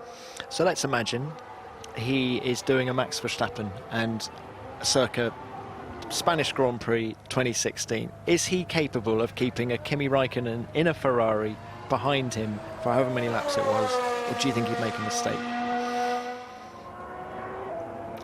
Yeah, Rosanna. Well, I'd like to think he'd give it a good shot and try his best. Is he going to be outdriven? He's not going to be like, please, sir, come on by. I'm fascinated to know, because what do you think? This is a serious opportunity for this guy. Yeah, Checo's been there, 8 podiums. I think he's completely solid, brilliant racing driver, Checo Perez. Underestimated by too many people. I don't think he's yet ready. I think if this happened in Melbourne, it's too soon. By mid-season, I think he will be. I think he'll learn quickly. What worries me about Lance is when you ask him about what's wrong with last year, what's wrong with the car. And it's the same with Williams. What's wrong with the car? What do you need from the car? What aren't you getting from the car? There are times when I feel he doesn't relate. And maybe it's just to us, maybe he gives better feedback to his engineers, but it doesn't seem like he's in tune with what he wants from the car. And I don't know if he has become so lost with the car last year that he himself was confused about what he wanted from the car, or if it comes from a base miscomprehension or lack of understanding about how to draw from a car what he needs. He sometimes gets sort of consumed by his frustration, I would say, in the interviews that I've done with him in the past. But that might just be his way of relating to the press rather than his way of relating to his engineers and to his team. I think there's no better place for him to be right now than at Racing Point, because when you are surrounded by a team, you know, with guys like Tom McCulloch, and, you know, a team that's fronted by, you know, somebody like Andy Stevenson, you know, who has been through it all, who has seen the great and the good, the not so good as well. He knows and they know how to draw the best out of the drivers that are there, and they won't take any for one of rubbish from their drivers. You know, Lance is not going to be able to turn up and just because his daddy owns the team, swing his weight around. Because Andy's not going to stand for that. Tom's not going to. No, none of the boys and girls in that Racing Point garage, many of whom have been there since it was Jordan, are going to put up with that kind of attitude and that kind of behaviour, and they'll nip that in the bud. And that's a very, very positive place for Lance to be, because I think at Williams, when you had Luca Baldesseri on the wall and he had his driver coaches there every weekend, he was mollycoddled. He was surrounded by cotton wool, and he doesn't have that at Racing Point. Because the reason I asked that question is that there is a man called Nico Hulkenberg who is not racing in Formula One this year, hugely experienced. He's on his way to Carnival, I think. Totally. He is, I saw the picture. You know, there will be some people, if it doesn't work out, if this car is quick and Lance makes a mistake or something, there will be people, I think, quite quick to say, why didn't they put... Well, I think we know why they didn't, but how frustrating that Hulkenberg's not in the car. Yeah, but Nico had his shot. Nico had his chance. And on the weekends when him and Checo were teammates and had the same car and the same opportunities, it was always Checo on the podium and never Nico. I like Nico very much. He's a great guy. He's been a fantastic ambassador and a fantastic racer to this sport for a decade. But he had his shot and he never made it work. He never made the most of the opportunity that was afforded to him, and I think he's had his time, and I think honestly he might have made his peace with it, because when he walked away there wasn't any seeming sadness to him. I think he kind of knew it was done. Do you think he's turned his back for good? Yeah, I do. For good? Yeah. He's not a Fernando, is he? You know, he's not sitting there going, oh, I might be back next year. Really? But, you know, he's not, maybe he's just taking his time and chilling out and taking stock of the situation. But Nico's departure from Formula One doesn't feel at all like Fernando, because Fernando has the frustration of somebody who believes he should have achieved more, who, you know, believes that there was something that he doesn't feel like he's given, and that he will forever be upset and annoyed and frustrated that history won't record him as the driver and having had the results that he thought he should. Whereas Nico, I think, is resigned to the fact that his lot is now the most experienced driver in F1 history to have never stood on a podium, and I think that's kind of, I think he's just kind of had to accept it. What was Rosanna, you do a lot of driver interviews just before a race at Grand Prix on the van. Guys at home, I'm sure you've seen Rosanna doing that thing. What was the van? Let's compare and contrast Nico Hulkenberg and Fernando Alonso in terms of, in that environment, who did you enjoy speaking to the most? Nico always kept me on my toes, I would say, and I don't know if you found that with interviewing him over the past. Yeah. Give us an example. Well, you'd say, you know, not that I like to use that sort of, you know, what can we expect this weekend, or, you know, what can you do today? But you'd ask that type of question. He's like, well, finish the race, you know, just quite short, quite punchy, and then I go, okay, so what does that look like? You go, nah, I'm joking with you. Okay, so basically what's going to happen is this, this, and this, and then he'd open up. So he always liked to have a little bit of a quip. Fernando was actually, to me, fairly straightforward, and usually gave me a nice answer, kind of what I was looking for, what the fans wanted to hear, I guess. And yeah. But in that environment, it's very different. You're an hour and a half before the race. they're not really wanting to sit down and give me a lengthy interview like a Beyond the Grid type of interview. It's quick in and out. So and how about the dynamics on that truck? Because you've got all 20 drivers on the grid. Who hangs out with who? Is there fun and games? I think we've all seen that a certain Mr. Lewis Hamilton doesn't like to hang out with everyone. He's very polite when he gets on the truck, shakes hands with everybody, nods, you're right, yeah, good, nice to see you. Then he'll go and find his corner or the little bit between the truck and the cabin, or and he'll, oh, hello, we've got the stoppage. Oh, it's a replay, sorry, out of the corner of my eye. There we go, sorry. Out of the corner of my eye, I was so focused on you, Tom, I got very excited. We may have... But do you think Lewis going off into his... Is he already preparing for the race at that point? Does he already need to be in his zone, in his space, in his own little world? I think there's an element of mind games. I don't think he feels he has to make small talk with the other drivers to put himself... Tom's already eaten half of that scone. Just giving you a quick update. Quick update from the commentary box. We don't want to spread any viruses up here. I don't think he feels he's going to gain anything by finding out how someone spent the last weekend. Were they at home or were they travelling? I don't think that adds anything to his race preparation. Do the drivers invariably hang out by nationality? Is it as I find there's the... I love to call them the F2 boy band. They're soon to be joined, surely, by Nicholas Latifi. So Alex Albon, George Russell, Lando Norris, they all seem to chat together, and that seems very... honest chat. They're not doing it because it looks good on camera and it's a cool shot to see the young guys talking. They actually get on. It's very genuine. And then, yeah, sometimes the French like to chat together, so I often interrupt conversations in French that they're chatting. The Spaniards, obviously, in the past, you had Alonso and Carlos chatting. So they sort of group themselves together. But the Lewis question... I think and whether it's a media answer, he always says, you know, I like to be able to wave to my fans. They've come to see me. He doesn't mean just him. I think he, Are you sure? know, well, I'll give him the benefit of the doubt on that one. But, you know, if he sees a person waving at a Union Jack, he's going to wave to them because it's more than likely they're there for him. If it's got number 44, of course it is. So he wants to give them the time, they've given him the time. So I get that. It's an interesting one, that whole driver's truck element is, yeah, an interesting part of the So that's pre-race, and then post-race, Will, on the Twitter show, who gives you the most? Who gets the Twitter show?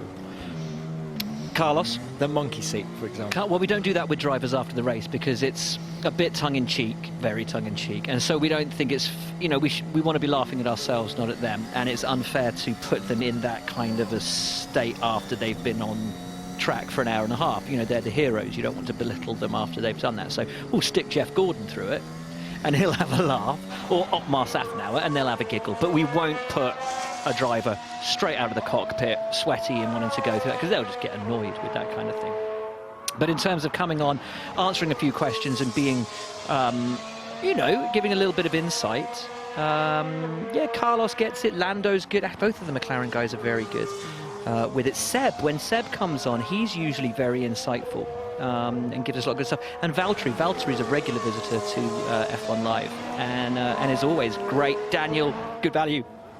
Yeah, the usual suspects, really. How about Kimi? What do you get from him post-race? Kimi was surprisingly good. Pre-race for me is often interesting with him. Yes, I can imagine.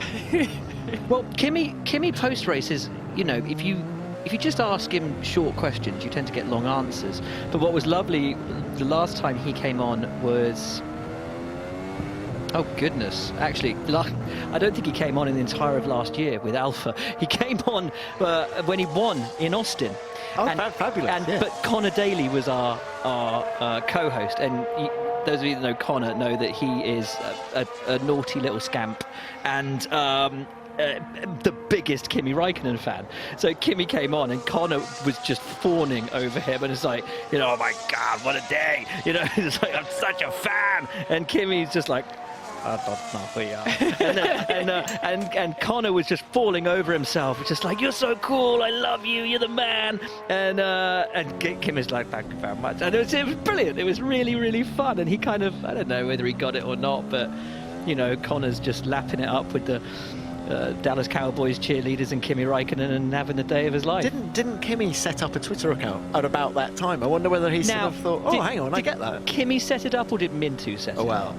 But the brilliant thing with all of that is how much of Kimi being Kimi has come out of it. And you know, he's not putting that stuff on. Kimi is just like that, and it's lovely and actually what's been lovely is seeing him and the kids and Mintu and the whole family grouping, and the last 18 months of Kimi have shown us a side to him that is beyond the, you know, the ice cream or the steering wheel and all of that. It's beyond the memes and the throwaway lines. It's real Kimi, and real Kimi is a family man, and he's fun, and he loves his motocross bike, and he just, you know, he's just a dude, and he's 40 years old, and he's a rock star. We all want to be Kimi.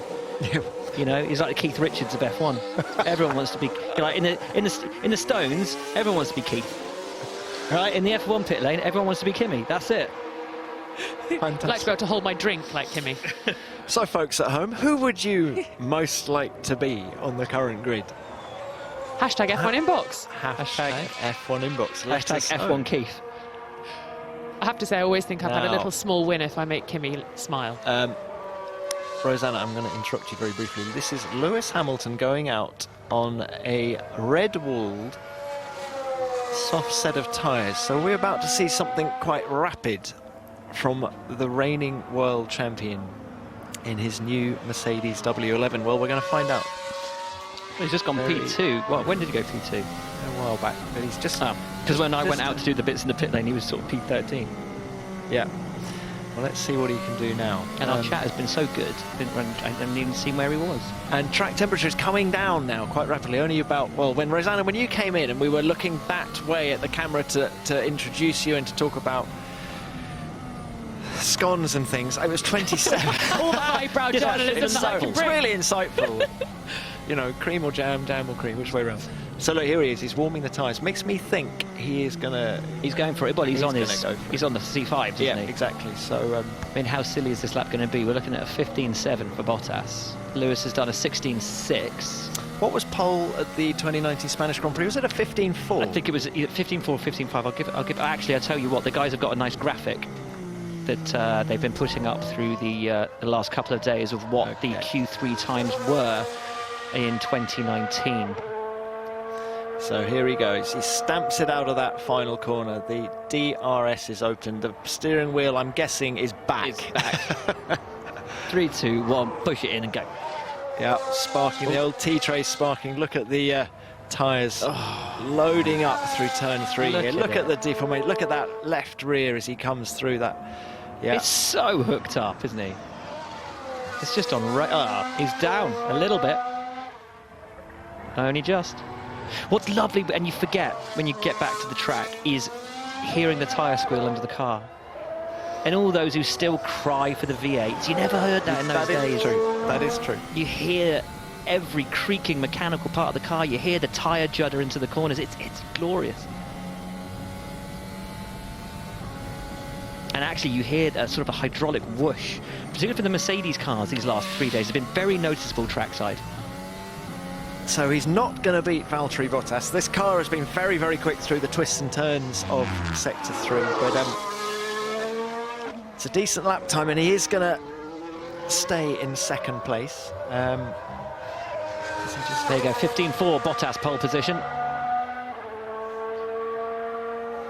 I heard on the grapevine that Pirelli are expecting a 114.7. I'm not sure how precisely Wow. managed to get that for next week, but would we see maybe creeping down somewhere near there today? So the graphic was saying that was the C4 tyre, Oh, okay. which will have been worth About half a second-ish, Yeah. is it? so there were no obvious mistakes through there, but Well, the final sector, he backed off massively. He was, what was he, 6/10 off? 8/10 off. interesting though, isn't it, guys, that they're, you know, we're seeing some proper performance running on what is only day 3 of this first test. This would have last year been the penultimate day of the first test, of course, because it was 4 and 4 last year. That's 3 and 3. And there's the birthday boy, James Allison, in middle of picture there. Look, here's the thing, though. If you're Mercedes, right, you get to the end of this first week and you've had your brilliant new system that everybody's now rumbled and found out about because we showed lots of replays of it. And everyone's feeling good.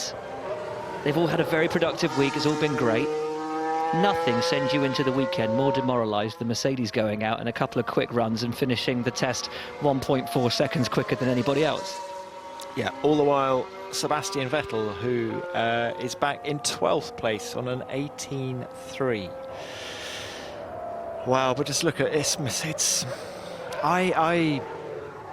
you know, what you've got in frame there is the Tiger Woods, the Roger Federer, the best of the best. I get a buzz out of seeing that. I don't know whether you two do. Of course I want to see close racing, but I also love seeing teams and racing drivers absolutely at the top of their game, and I think we're going to see a lot of that this year. I mean, who can predict it, guys, but do you think we're going to, on the evidence of this first test, as we've now got less than 2 hours of day one to go, do we think it's going to pan out like last year in that, you know, Lewis was asked in a press conference yesterday, do you want close racing or do you want to just disappear up the road? And he said, oh, I want close racing, but you knew he actually just wanted to disappear up the road, and he had his close racing last year. I think he always says he likes making it from the back to the front, doesn't he? Get the buffer in that first half of the championship, and then have the fights. But he only needs 6 points to win the title. In Spa. But I do think, you know, Lewis has really missed having combat. You know, he was always so good in wheel-to-wheel racing in the junior formulas. In his first years in Formula One with Fernando and with Felipe, you know, when they had their scraps, it was great to watch. It was fun, it was fair. And even with Nico, he had the fights. But with Sebastian, he's never had the wheel-to-wheel battles that he wanted. And I think he wants the fight with Leclerc, with Verstappen. He wants them to come, and we've been talking about it this week already. He wants them to come and grab that torch from him. He doesn't want to pass it over. He wants it to be taken from him. He wants to fight it out. Partly because I think he knows it draws the best out of him, but also because if he is going to retire, I think he wants to leave knowing that the next generation have fought with him, and he's fought with them, and on his best day he's beaten them, and on their best day they've wrestled that gauntlet, they've wrestled that torch to carry into the future, because so many generations the torch simply gets passed, not taken. Yeah, totally understand. Do you, something I asked Johnny Herbert, and I'm going to ask you, Will, now, is how much does this 7th championship mean to him, in that if he fails to win a 7th championship before he retires, will he in some way think that he's failed? Despite the 6 championships, what are we on? We're on 84 wins at the minute. He's going to add to that.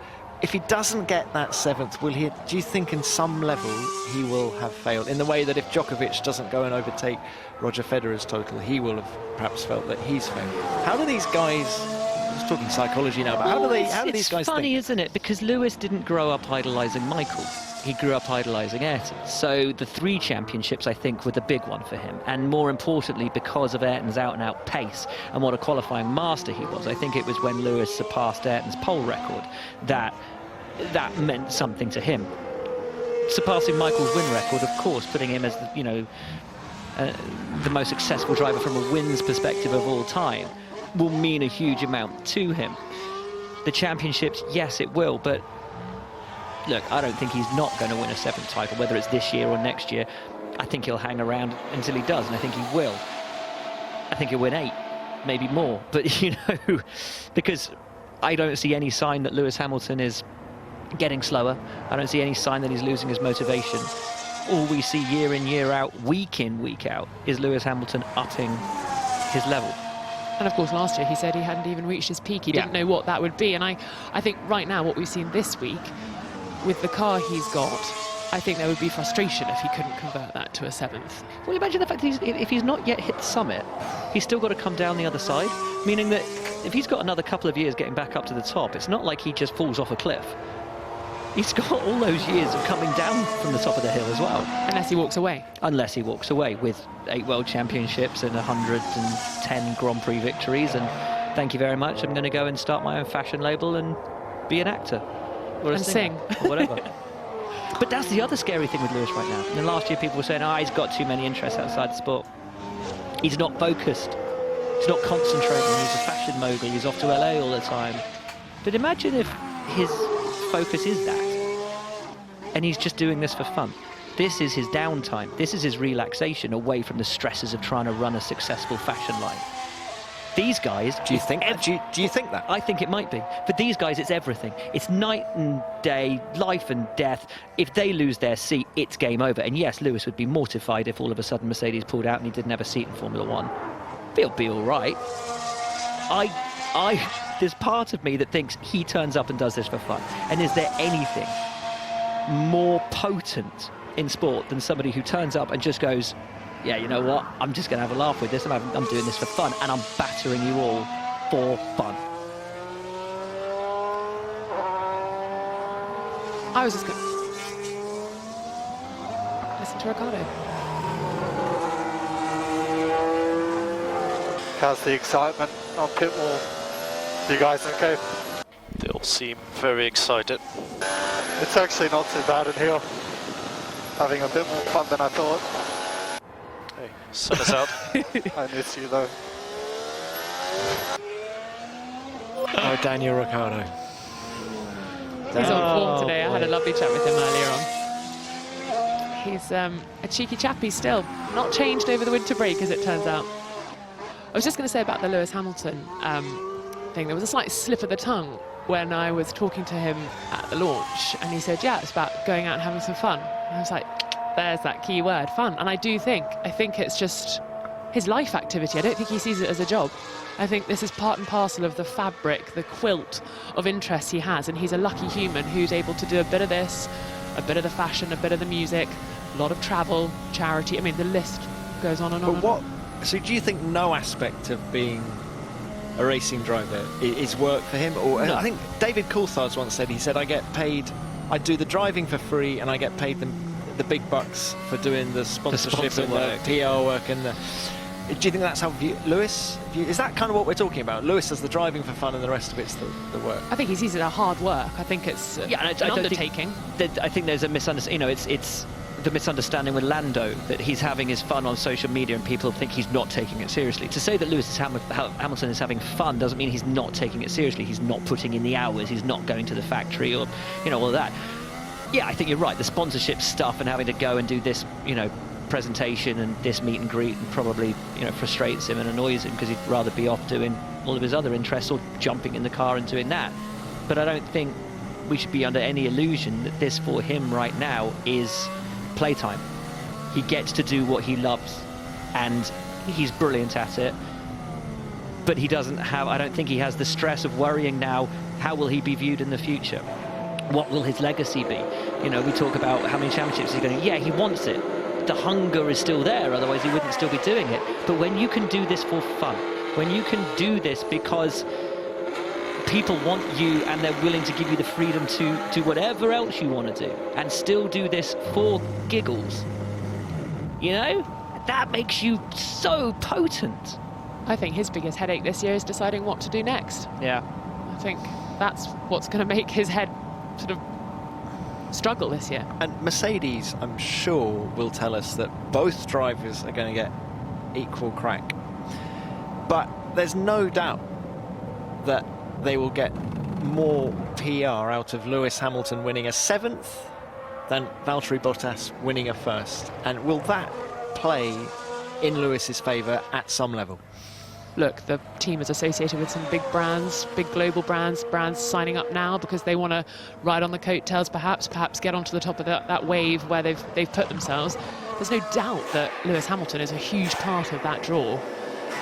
Valtteri, great guy, looks nice, but of course, yeah, Lewis Hamilton will get the column inches. Yeah, and look, I don't think they're going to favour Lewis. You know, I don't think they need to favour Lewis, and I don't think Lewis would want that either. You know, if Valtteri starts beating him, you know, like in the early part of last year, Valtteri turned up, won in Australia, and Lewis admitted to all of us. He said, look, you know, I had to up my game. I completely undersold how good Valtteri was going to be this year, and yeah, I did have to pick it up. Great, that's what we want to see. You know, if,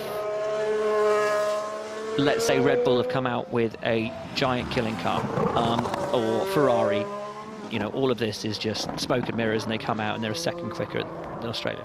At that point, you'd have to think Mercedes would put its eggs in Lewis's basket because he, at the moment, appears to be the safer bet to mount a championship challenge. But if it's Mercedes versus Mercedes, they'll let them fight. They're not going to. I don't think they'll take sides. That's interesting. That's reassuring for Valtteri if that's the case too, isn't it? Because Well, they did last year, didn't they? You know, the fact that Valtteri took it down to, what was it, 2-3 races before the end of the season? If they put all their eggs in Lewis's basket, it would have been mid-season, and we would have had a championship decider in Abu Dhabi. At least it's not double points anymore. Yes. Yeah, that's what we want. That's what we all want. You know, hopefully between 4 drivers over 3 teams, like we had. When was it? 2010, wasn't it? Was it 20? Yeah, it was Seb's first, 2010. Yeah. That was a good weekend. That was just a good year, wasn't it? Oh, it was great. But everybody looked at that, and they were saying in the weekend all the questions were to Fernando and Mark about who's going to win the title, you or Mark. No one looked. You or Mark. And no, I remember being in the pen, and Seb came over and sort of said, everyone's talking about Mark and Fernando, but you're still in this, aren't you? You can still win this. And he said, not only can I, I'm going to. And it was like, yeah, all right, whatever. And you know, and he did. And Racing it was brilliant. so overconfident. Yeah. So that is the McLaren garage. Bit of work going on at the back there. Yeah. But it looks, I think, is Lando still in the car? I think we have That's the problem with those screens. Yeah, we have to assume that because the screen's there that he is in the car. Is that fair? Yes, that's fair. That's very fair. But it's difficult to tell as we see Daniel Ricciardo. We have a bit more Ricciardo chat coming your way, folks. Okay, and for info, wind is reducing and track temp has dropped about 4 degrees over the last 20 minutes. Yep, understood. So, technical chat, not just a chat about how the weather is, or well, it was about actually how the weather is, but everyone's doing their race sims now. And I got to say, the person I feel the most sorry for is Kevin Magnussen, because we did a lunchtime interview with him just as Latifi blew up alongside us and said, oh, are you done for the week now? Are you looking forward to next week? No, I'm doing my race sim this afternoon, can't wait. First time I'm going to properly put the car through its paces. It's going to be really good fun, you know, just can't wait to get out and, you know, hopefully get the full run in and 4 laps in. Goes over the curb, puncture in the wall, and Haas have packed up shop and got the weekend started early. Joseph, it's obviously it's very early days, and it's nigh on impossible to know how we're going to go in Melbourne. But I think I'm going to ask this: who has had the most difficult test? That's an easier one. Okay, and I think that has to be Haas. And I don't know whether there's how much of a correlation there is between having a difficult test and the pace of the car, but that Haas. It's just been difficult, isn't it? Why is it spending so much time in the gravel, spinning? I mean, I'm clasping at straws here, but it's... I mean, Kev said that they had essentially still, for the first 2 days, been running systems checks. And basically, you know, they got their checklist and just running through the list of, does this work, does that work, does it, you know, and it's really, you know, today was going to be the first race sims, and then into next week is when you start to put the performance on the car, you start to play around with setups and fine-tune it towards Melbourne. McLaren, for example, are turning up with a heap of upgrades next week, and the car will be closer to the one that they'll bring to Melbourne as the one this week, which is still essentially their launch car, test mule, get everything done, get your systems checks done, and you know, next week's where they run in. But even with that in mind, Haas have struggled. They were, what, 40 kilometers an hour down in the speed traps yesterday. But they did a lot of laps. These guys are more worried about. 90 laps on the board for them yesterday between 2 drivers, Mercedes, 180 plus. And when Rosanna spoke to Daniel at lunchtime, hey Daniel, how's the testing going? He looks at the floor and talks about the weather. And that's not just Daniel being Daniel and being jokey and silly. When he talked to the press yesterday, that's not a confident man. And is that how you felt? I felt there was an element of drivers not enjoying testing, not the favourite 2 weeks of the year. But I get what you're saying, Will, yeah. There's maybe a lack of confidence in what they've brought to the test and what then they're going to bring to Melbourne, and perhaps this year isn't going to bear the fruit that he's been hoping it will. And what will that mean for his contract? So we're in the Mercedes garage, and speculation have we got as to what was going on there? Do you think it's related to Das? Oh, Well, I think it's hydraulic fluid going in. Do you think DAS is hydraulically operated? I was joking with Bono earlier about the new steering wheel system, and he said, wait till we introduce the movable seats that you're going to see. So maybe that's for week 2. I wonder if is this all smoke and mirrors, and actually there's... Oh, no, look, sorry, I'm going to interrupt myself. Well, there is Adrian Newey. Pensive. He was having interesting chats with Jonathan Wheatley yesterday. As we understand it, though, Adrian is already ensconced in a bunker in Milton Keynes working on the 2021 car. So I don't think that DAS will even enter his lexicon, because it's banned for next year. So I don't think he really cares one way or the other. He's just concentrating on the new regs. It's obviously not banned for next year. It wasn't ever part of those regulations. That needs to be made in, yes. I spoke to Michael Massey. A lot of people have got this wrong, and they've thought that since it got unveiled yesterday, the FIA have rushed through a regulation that says we can't have this next year. That's not. It's that in the current regulations, there is no wording about what a steering wheel can or can't do in terms of its movement. But the regulations for next year, the ones I think that were released in October, make clear steering. I think there's 5 points under the steering bracket of what can and can't be done, and one of those is that it can only move left to right. It can't, it doesn't specifically state it can't move forwards and backwards, but it does specifically state it may only move in a circular motion left to right. So ipso facto. Yes, because I said to Michael, my goodness, have you been busy over the last 24 hours? He said, no, it was never going to be part of a 2021 car. So that's the thing now for everybody else. You know, we were looking at it yesterday and everyone was saying, well, it's going to take half a year to put on the car. So the question was, well, who's going to focus on that? And is it going to take away from 2021? Well, now, is it worth developing it to put it on the car for half a season, not knowing the potential performance advantage? Do they just have to wash their hands of it and say, well, Mercedes have got it, we haven't. Get on with it and be done? Because is it worth the investment of time and money for something we're only going to be able to use for 10 races?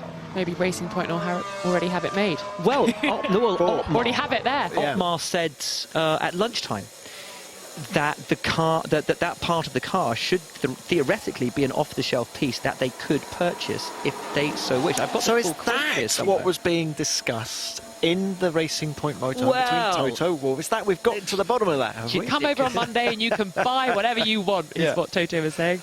Yeah. So I do have still more work going on at the back of that McLaren, which is a little bit worrying. Lando Norris, who's trying to do some. Now look, interesting. Look, I see a C5 soft tyre on Lewis Hamilton's car here. So he's now heading down the pit straight to start a fast lap. Watch that steering wheel. DRS is open as he's about to hit the brakes. Are we going to see the... I'm not seeing any movement from that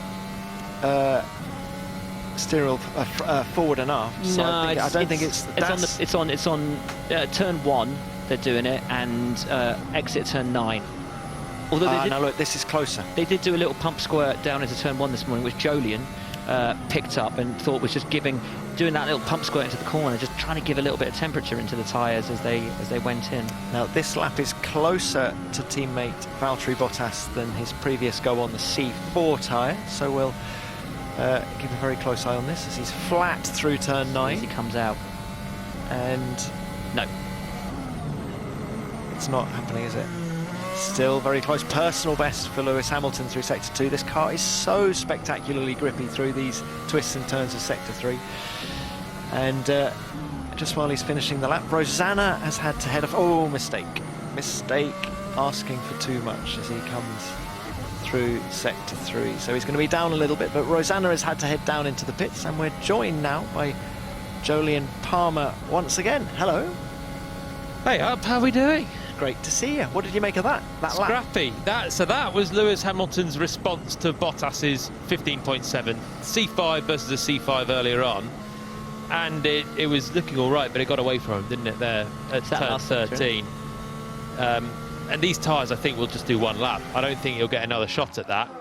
And let's have a look into 13. Overcooked it, didn't he? We've been seeing gusts of wind through there all week, haven't we? Yeah, and they normally pick up in the afternoon as well, and it's just actually as soon as he turned in, the rear going away from him, and then the second one as he's on the sausage curb on the exit there. But also, since Valtteri drove earlier on, the temperature's come up quite a lot. So these C5 tyres, they're the softest compound that we have here. The rear tyres are always so limited in the final sector. Valtteri, with a cooler temperature, would have had maybe a bit more grip out of those rear tyres, a bit more life in the final sector, and Lewis there just struggling simply with the rear end in turn 13, plus maybe a bit of wind. And he was already a 10th down, but that, you can get that in Barcelona when you switch drivers at lunchtime. The conditions differ from morning to afternoon. Which do you want, morning or afternoon normally? End of the morning is theoretically normally the quickest time. It was the case when I started swapping in 2017 with Nico Hülkenberg. Generally, who was in the morning was a little bit quicker. The wind's less, the temperatures are down, and the car goes quite nicely. The grip level, to be honest, is pretty consistent. And also, you get the setting sun. Lewis has just come into the pits now, so he's more in the shade. But look at the glare of the sunlight on his visor. When that sun's going down, does that slow you down? Makes it hard to see. But you've done so many laps down here, you could do it with your eyes closed anyway. You put on a full smoke visor for this part. It still makes it hard to see. Really? You can't even. The setting sun it's like when you're driving on the motorway and you're going west in the evenings, and the sun gets low and it's difficult to see. Even with sunglasses on, it takes away the absolute bright glare, but you've got a dark glare then, so it helps. But yeah, either way, it makes it harder. The good thing is, I think Lewis knows this place pretty well, so it's not like he's driving absolute blind, but it's a distraction as well. Now, JP, first time we've had a proper catch-up. What do you make of testing so far in terms of? I mean, we're looking at the two Mercedes at the top of the timesheets. Is it as simple as that? Sadly, it might well be. I think we're getting to the end of week one, and my take on it is that Mercedes look ahead of the game in most ways, really. They've obviously got the DAS, and that's the big chat, but I don't think the DAS is an absolute game changer for the car. There's many rumoured purposes for it, but none of them seem to be like transformational, adding 30 points of downforce. So DAS is great, and it emphasises where they're at as a team, but the base performance looks very good. The lap count is very good, even though Bottas had an ERS failure yesterday, and they look quite quick. On top of that, Ferrari looked like they're having a tough time. Mattia Binotto's quotes earlier weren't great, saying we think we might be behind Mercedes in Melbourne. That's quite early to be saying that. And these guys, Red Bull, I think they're the interesting one. Max Verstappen looks quite comfortable. They've racked up a lot of miles, but never on a soft tyre with less fuel. So it's difficult to compare. Well, we're riding with Alex Albon now. We talk about Red Bull. Bit of chat we had earlier with Johnny Herbert, Jolyon, is all about year two drivers and how hard it is as a year two driver to come in. And how it's different, it's no longer new anymore. You've been there, you've done it. How tough is it for this guy in particular, coming into year two alongside Max Verstappen? Well, extremely tough, and Pierre Gasly is pretty much an example of that from last year. Huge pressure coming into the Red Bull team, and Max Verstappen's driving at the absolute top of his game as well. So Alex Albon probably has to find a bit more pace from the end of last year, but at least he has this pre-season testing. It's crucially important that he just gets some good laps, a good baseline, and just builds up to the pace, because what Pierre did last year was probably push too hard too soon, panicking, looking at the other side of the garage, and that derailed his season. And small moments, it happened in my second season, small moments put you on the back foot, and sometimes it's very difficult to recover. It is, and you know, Red Bull are going to need Max and Alex fighting at the same level this year if they're hoping to fight for the championship, aren't they? And if we believe that the Red Bull is as good, certainly, as it appears to be, Mark Hughes, talking to earlier today, believes that these guys are going to be Mercedes' closest challengers this year. They're going to need both drivers fighting up at the front, because with Lewis and Valtteri, you can't afford to have one driver on and one driver off. this is true. They don't need to be exactly the same level, because you could argue Lewis and Valtteri are not exactly the same level, but they push each other along really well.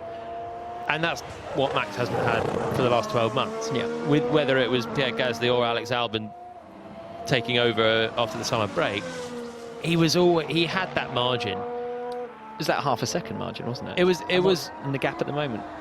Yeah, half a second. I mean, you can't put anything into this, but it seems quite funny that it's that same half second, 5/10 as always. Yeah, exactly. It has been about that, really, with the average with, I think, Pierre Gasly was maybe 0.45, and the average with Albon was 0.38. It was give or take 4 or 5 tenths, and that's where we're at now, albeit difficult to judge in the conditions. But when it's about half a second, there's less pressure on Verstappen to dig deep and find the final thousandth. He wants to, because he wants to beat the Mercedes. But when you have a Leclerc-Vettel situation, you've got data from the other side of the garage. You've got all the information there to try and but that's use as a team to move that's forward. what I was saying. You know, if it is the half a second gap, that then doesn't push Max to find that extra thousandth. Yeah, you do need that person. You need that person pushing you to find those final milliseconds that will take you to the front. You do, and Max had a superb year last year, but he was fairly untroubled in the team. I mean, he was actually completely untroubled. Oh, and Ricciardo has pulled over. He was on a race distance. He was on a race run. And Daniel Ricciardo, visor up. Now, did that thing conk out, or did he spin it? He's facing the right way on the run up to turn 9. He's in neutral. He is. Radio on. Back.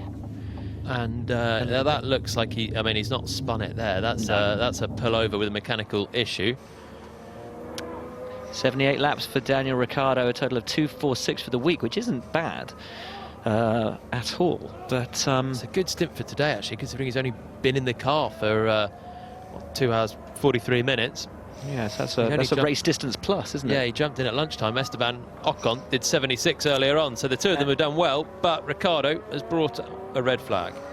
Another red flag of testing. So we got through so much of this week without red flags, and here we are with yet another. Hang on, let's just see what happens. Okay, so he's pulling out. Oh, it goes early.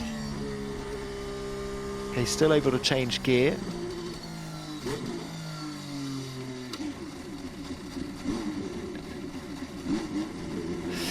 Jolien? That is an engine failure. That's a mechanical component of the engine, isn't it? It's just let go on him, basically. All in a got an issue, so stop the car, please. Okay, yeah, I felt that. Okay, so before you jump out, don't forget to go to P0, please. So P1 first, and then P0. Car is safe. I do miss those catastrophic engine failures of days of yore, when the bits that were supposed to be inside ended up being the bits that were outside. They were plumes of smoke. Plumes of smoke and fire and holes in the side of the bodywork. Even in the tarmac sometimes. Yes, yeah. That's the issue of live telemetry as well, because that was Carroll, Daniel's engineer there on the radio, basically saying he's got an engine failure, and you just heard Daniel say, yeah, I felt that. And it's simultaneously they could see and try and shut down the car before they just drive it with everything coming out the back, and they don't know about it until they look in the mirrors and just see a load of smoke first, and everything else second. But that's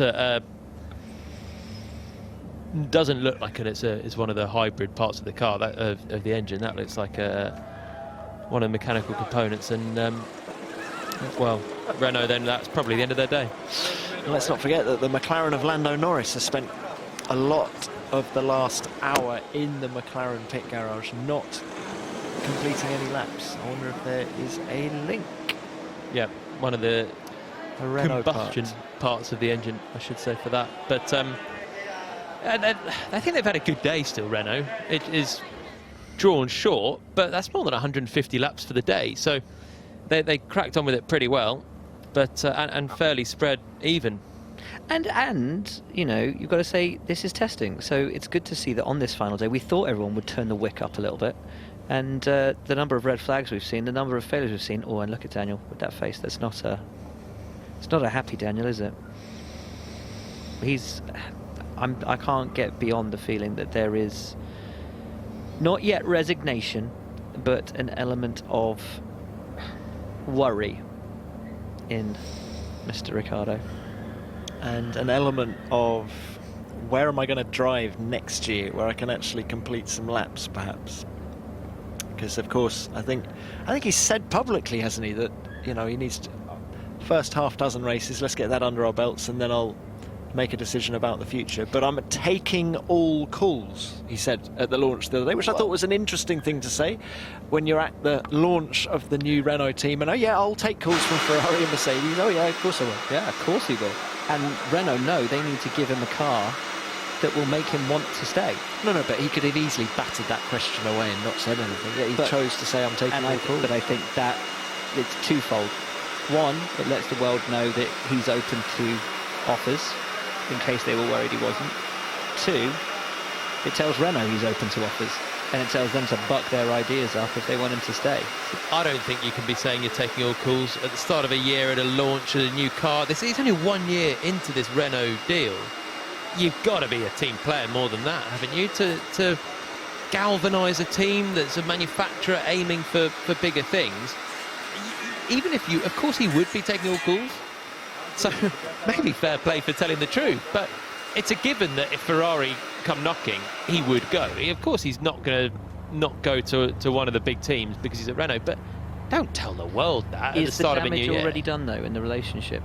Why? Because of that? It wasn't done before. All he's doing is helping Esteban Ocon get his feet under the table.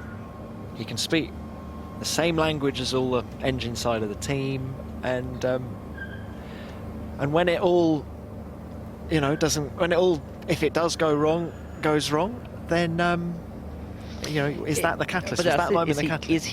Is he preparing his exit route? Because to say something like that, as you say, I mean, I didn't see that quote, but to say something like that would suggest he is planning an exit. Well, let's look back. We're going to take this opportunity of this red flag to look back at some highlights of today. So we got underway, 9 a.m. start, of course, as ever, and Max Verstappen out in the car very quickly, setting some quick lap times. He's now, that played out to be 6th fastest where we are today, and of course this is Valtteri Bottas. Just lots of quick times being set. Perhaps it was late morning, as Jolyon says, that's the fastest time of the day. And there's the pink Mercedes coming through that final turn and heading out, looking quite loose actually through there. And then drivers.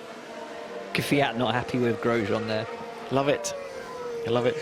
And we've got to look at all the Flovis on the Alfa Romeo, and then the smoke coming out. Of course, the Ferrari of Sebastian Vettel. Engine problem there. Yes, Vettel peering out the back. That engine will already be back in Maranello, if not very close to Maranello.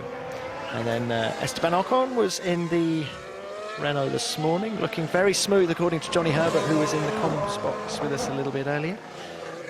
And it's just been a busy day. I mean, most laps so far is Giovinazzi with 132.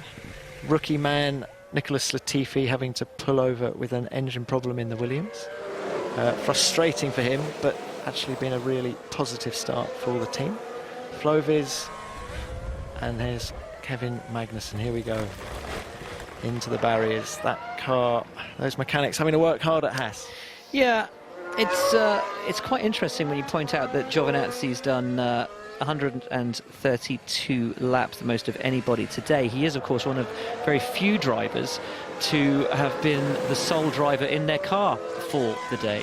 The other two, of course, being not Max Verstappen, because that one's in this afternoon. The other two being Sebastian Vettel and Nicholas Latifi. All the other teams have seen both drivers go out in the day. Of course, Kevin Magnussen getting only 4 laps under his belt before he went into the wall. Daniel Ricciardo pulling to a halt just a few moments ago. Which brings us right up to the current, and it is currently 4:51 local time here in Barcelona, and the session goes on until 6 p.m. local time. So if Ricciardo is planning his exit route, he's planning it prematurely. A year. I thought you weren't going to let this slide. I'm liking this. No, because it's interesting. His attitude right now is interesting, on top of the fact he's just had a car failure. It seems like if he's downbeat now, he's a very employable driver. He's generally always been very upbeat, apart from Monaco 2016, where he should have won the race. But if he's downbeat now at the start, it's going to be a long season. But also his exit route is not obvious, because he might end up with no options. And if he's planning an exit route now and making it obvious, does that make him less employable to a potential future employer like Ferrari, who judge loyalty perhaps above all other traits of a driver? We were talking yesterday about Prost getting fired because he said the car was a bag of bolts. You don't throw your team under the bus early doors. But wasn't that Fernando Alonso's classic flaw? Making poor career choices and then planning exit routes to go to other poor career choices. Well, Fernando's problem was that he liked playing politics, and thought he was Niccolo Machiavelli and didn't realise that he was... AKA what you're suggesting for Daniel Ricciardo now?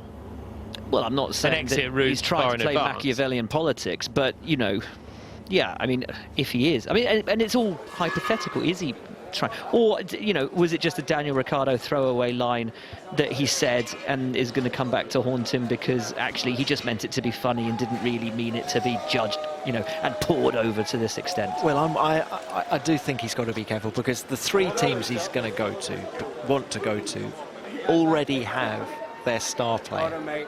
Yes. Mercedes have got Hamilton, Ferrari have got Charles Leclerc, Max Verstappen's in at Red Bull, so they're going to need someone they want someone who's going to come in and not rock the boat. And a guy who's sort of playing these political games at such an early point in the season, there are other options. There are other options. Here's the thing, the whole thing depends around whether Seb stays at Ferrari.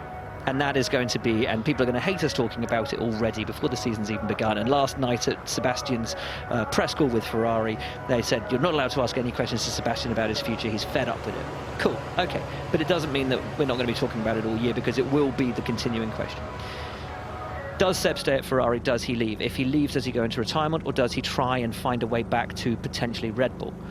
Because theoretically, I can see the only real place that he would go would be there, but Max is already the number 1, so if he doesn't want to stay and fight Charles, why would he want to go and fight Max?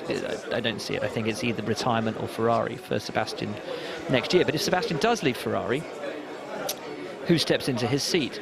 Would it be a Daniel Ricciardo? The Italian link has been played up for so many years. They've had their opportunities and they've never signed him before. Why would they change their mind now? He'd play very nicely, I think, with Charles Leclerc. But would they go for him? Would they go for somebody else? Another name I've heard mentioned as a potential future Ferrari driver, Carlos Sainz. Does that mean that Daniel Ricciardo might end up at a rejuvenated McLaren? We all were talking yesterday.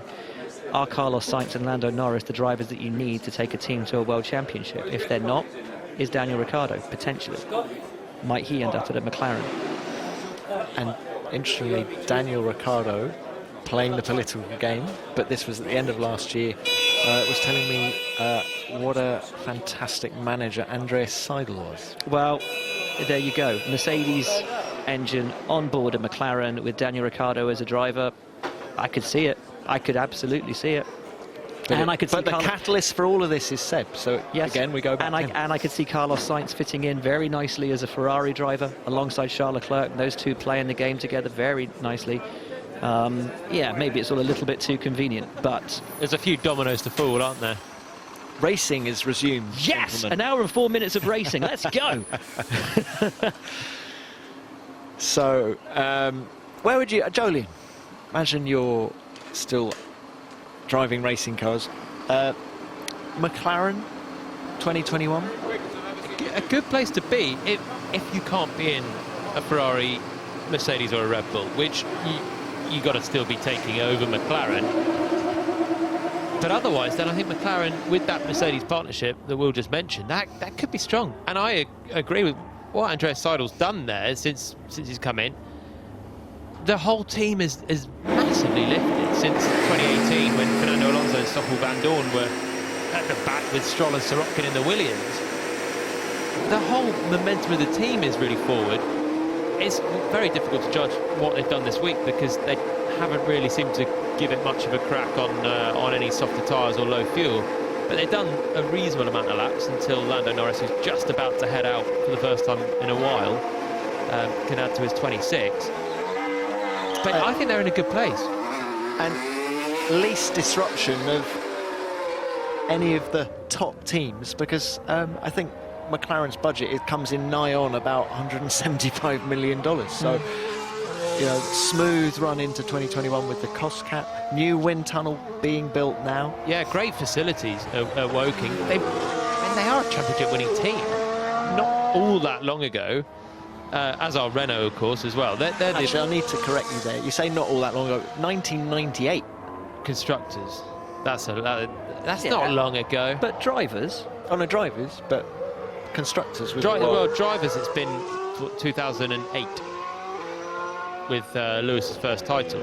So whichever way you look at it, it's quite a long time. But yeah, time flies, doesn't it? Time really flies. But, I mean, I guess, really, the 2012 McLaren was capable of winning a title, at least. So they've dipped and they're not there at the moment, which is why you'd take the Red Bull, Ferrari and Mercedes option. But if you can't have that, then I think McLaren is the most sensible other option, or Renault, who also in the medium past have won titles. Enstone facilities, they've done so much work in that factory as well. Since I was there, it's changed enormously. And of course there's the looming spectre of Niccolo Machiavelli himself, Fernando Alonso, who keeps saying he wants to come back for 2021. And let's be frank, he's not going to Red Bull. Ferrari won't touch him, Mercedes won't touch him, which leaves where? Some people think he might be a shoe-in at Aston Martin, but Checo's locked in there until 2024, is it? And I don't see Lawrence dumping his kid on the street, so that ain't an option. Is Fernando Alonso going to go to a Racing Point? No, Aston Martin. Aston Martin Racing Point? No, but he can't, because Checo's locked in and Lawrence is going to dump his boy. So, Renault? Which all leaves Renault.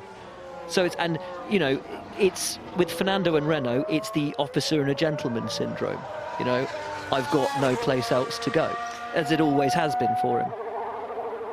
Do you think, I mean, Jolyon, you know that place as well as anyone. Do you think Enstone, I loved it when it was Benetton and it was you know, a privately owned team, and I think the vibe changed massively when it was bought by Renault. And I don't know, do you think we're getting to a point now where actually Enstone could benefit just from being a private team, where it's got a little bit more flexibility on where it wants to go with engines, because they're going to be the only Renault-powered team from 2021. Is that going to be a disadvantage? I don't know, how do you see the future? We think McLaren are going to be strong. What do we think of Enstone? Great facilities, but... Well, the problem Renault have got is, when you say, would it be better being a private team and independent? In some ways, yes, they will be the only team with a Renault power unit unless something else changes.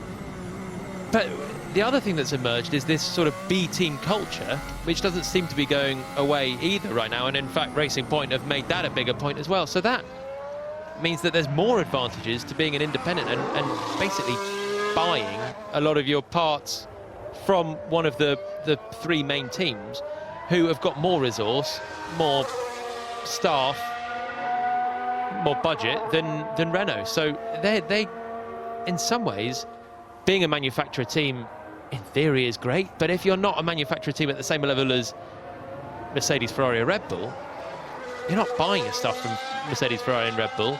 You're not using their engines either, whereas your midfield rivals are, for a fraction of the cost that you're putting into all your own stuff.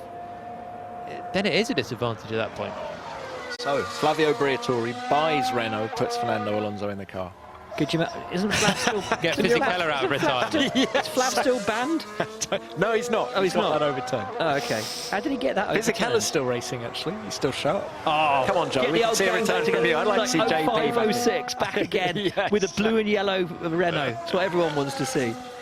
I loved the great. livery of that car. I did too. That was growing up. That was the absolute peak. When I was at Renault, and I was that like, makes us feel old because we were look, I was a a teenager. I wasn't a baby, but when I was at Renault, I kept seeing the livery designs coming in. I was, please be the yellow and blue. Please be that to that. And to be fair, the first year the yellow was cool, and then the second one it was a bit more corporate. If only. Then we'd have been rapid.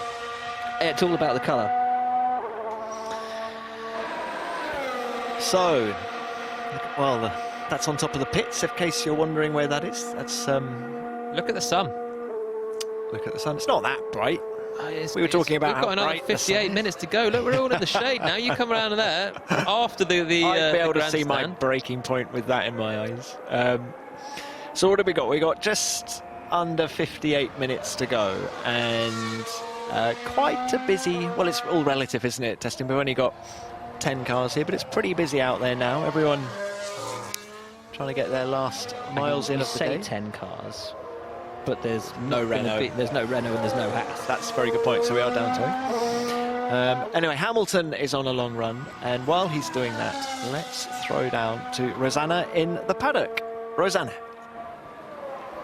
Good afternoon, Tom. Good afternoon, everybody. Alex Jakes and I are down in the paddock, and we're going to give you the long and the short of it for the first week of testing. All winter. All winter we've been planning that. Nailed it. So this is our new thing, the long and short of it. Let's talk. It's going to be a thing. It's going to be a thing launched here at the test. Right, so as we walk past Red Bull, obviously Mercedes a little bit further up the paddock, and actually that's pretty much the status quo, isn't it? Mercedes a little bit further up the pecking order, almost where what we expected. Bottas leading Hamilton at the moment. A Mercedes 1-2, should we be worried for 2020 season in terms of the competition? No, not at all. Red Bull, very happy indeed with where they are. I think they were hoping to be closer to Mercedes, but Mercedes have once again shown why they've collected those 12 titles in a row. And they have logged mileage, they have logged speeds. They've been so impressive. They've taken it a step forward. As, you know, maybe we're hoping in the competitive order that they didn't do. They have. Everyone now knows that, okay? That is fundamental fact down here in the pit lane. I think Red Bull are pleased with where they are. What about the Alex Albon versus Max Verstappen pairing? Do we think Alex has got enough to take it to Max this year? Absolutely. We were talking about this earlier on today. There's a huge well of talent there. It's been on display since he was a the world champion in go-karting, when he was the man to beat in go-karting. Can he translate that at the very top of the sport? Different question entirely. Is it one of the hardest jobs in Formula One right now to be Max Verstappen's teammate? Yes, it is. But he seems purposeful at the start of this season. He's clearly been training. He's not quite as much on an adventure as he was last year. I think he's knuckling down, and we're going to get that answer fairly quickly, I think. If you're going to get on terms with Max, it's not going to be a gradual process. I think you're going to have unlocked some more of the speed at the start of the season if you're going to do it. If it does come to it, do you think Alex will be allowed to challenge him by the likes of Dr. Helmut Marko and Christian Horner? That's a lovely question. I like that one. Nice and controversial. Max is obviously the number one. We've spoken earlier on in the test about what would constitute a good season for Alex. Would it be multiple podiums? Would it be that first win? Would it be being close enough to Max so that Red Bull can use him strategically? I think they will want that as the baseline. He has to win races when maybe Max can't, when maybe there's a lap one instant, because obviously Max Verstappen is Red Bull's main man. We're standing outside Renault. Obviously some problems for them today.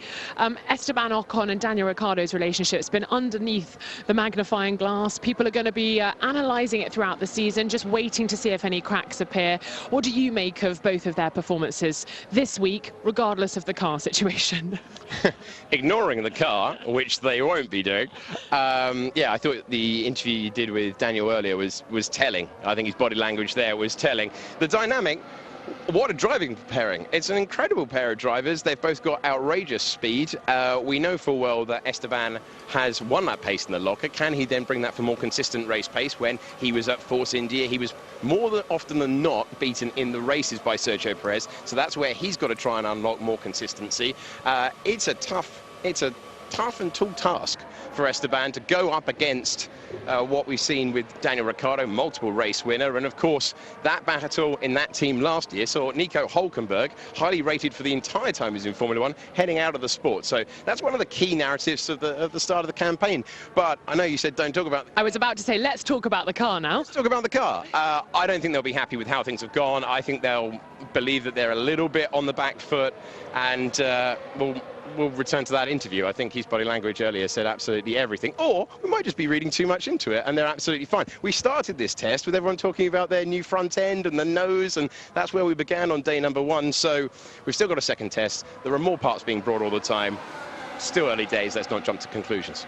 What conclusion can we draw from the Ferrari performance? I don't think it's where any of us expected them to be this week. Okay, so let's jump to conclusions, because we have a little bit more information on this from Mattia Binotto. Ted was telling us earlier in commentary that being very open and saying, no, we're not on terms with Mercedes at the moment. Could we be later in the season? Yes, later in the season. We're already looking into the season. We're already looking into races. So Ferrari will be disappointed with how things have started, but we have seen that they were able to make improvements last year. I think there'll be an element of frustration there. I think that we saw that in various press conferences with Sebastian Vettel. Overall, work to do for the Scuderia. And obviously disappointing that Sebastian Vettel had to miss at the first morning of the test. We were all eager to see him in the car, but it was Charles Leclerc who got that message at 6:45 in the morning. A rude awakening, I'm sure, for him, but I imagine it's what he wants to hear. He wants more time in the car, and of course, if that puts him at an advantage to Sebastian Vettel, he's going to take it with both hands. Yeah, absolutely. That, again, a fascinating dynamic, given what Charles was able to do last year. This year, can he take it a step further forward? At the moment, everyone goes Hamilton, Verstappen. Then there's a sort of, well, and Charles, and, oh yeah, and Sebastian. They both have to raise their game to prove that they are on the elite level with the two benchmark drivers in Formula One right now, and that's Verstappen, well, according to most people in this paddock, that's Verstappen, and obviously the multiple world champion Hamilton. We're going past the Pirelli motorhome now. The tyres out for us to see on the floor there. We've got the 3 different compounds that have been tested this week. We haven't had any wet running.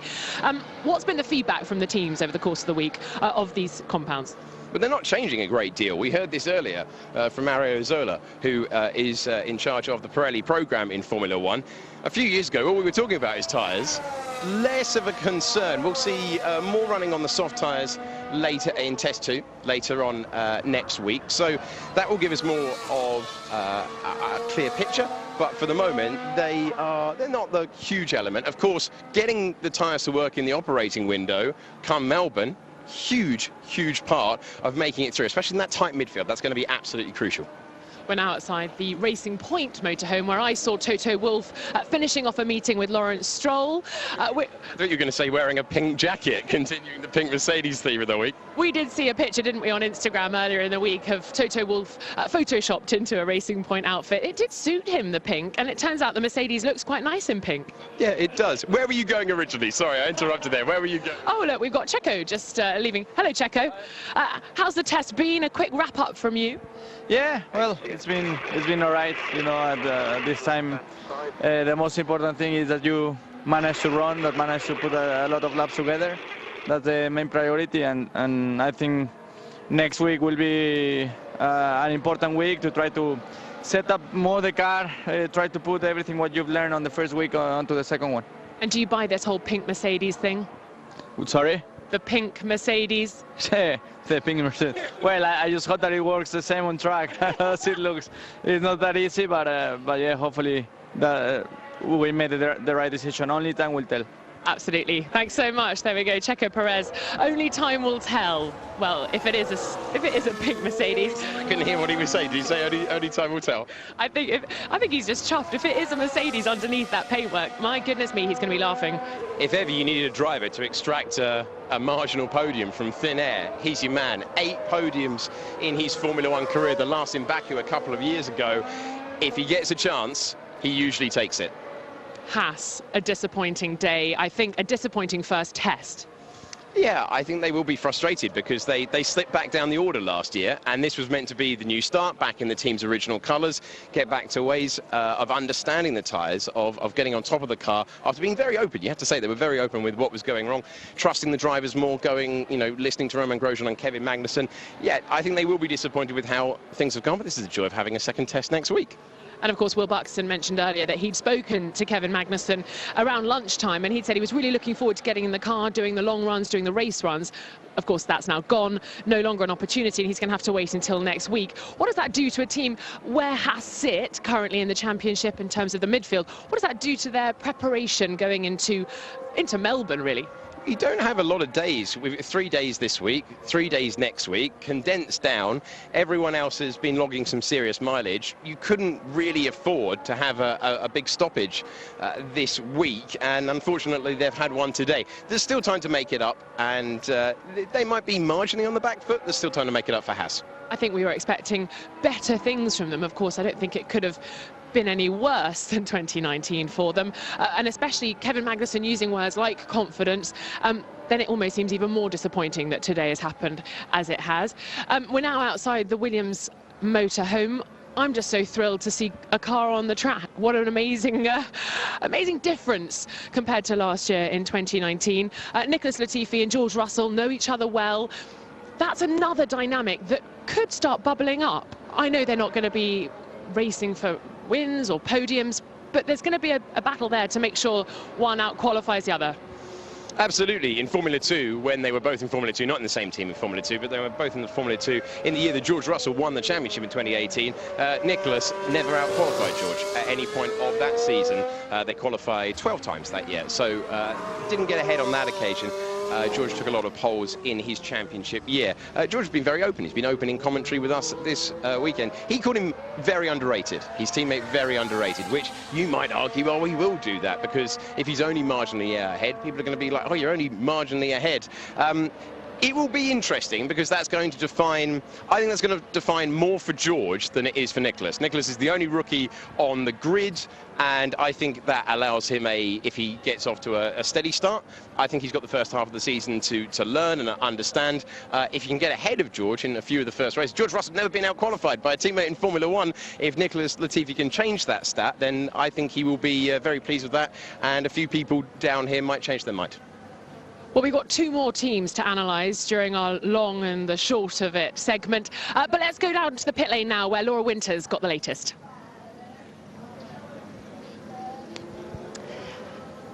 Thanks very much, Rosanna. Yes, I'm down here at Renault, as you can see, all hands on deck here. They've not done too much to the car. Tilted it up to check the rate of the fuel and indeed drain it.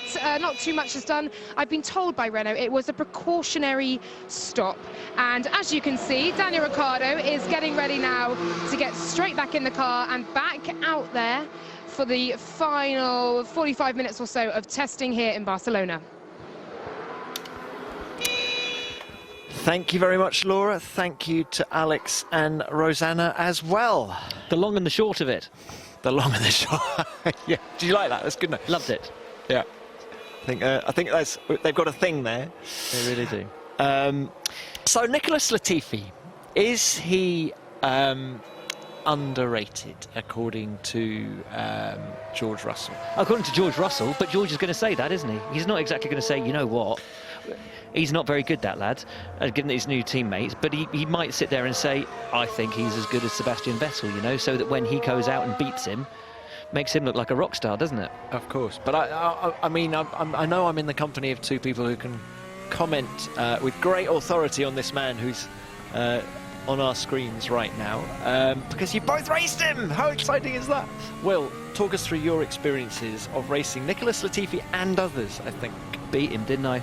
Did you beat him? Yeah, finished 2 places ahead of him in I'll tell you what, Will Buxton is underrated.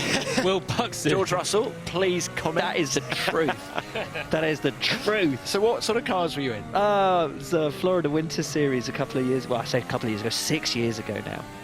And it's lovely. Ferrari invited me out to get a taste of what it was like to race in single-seaters. They were the Tatus F4 car, essentially.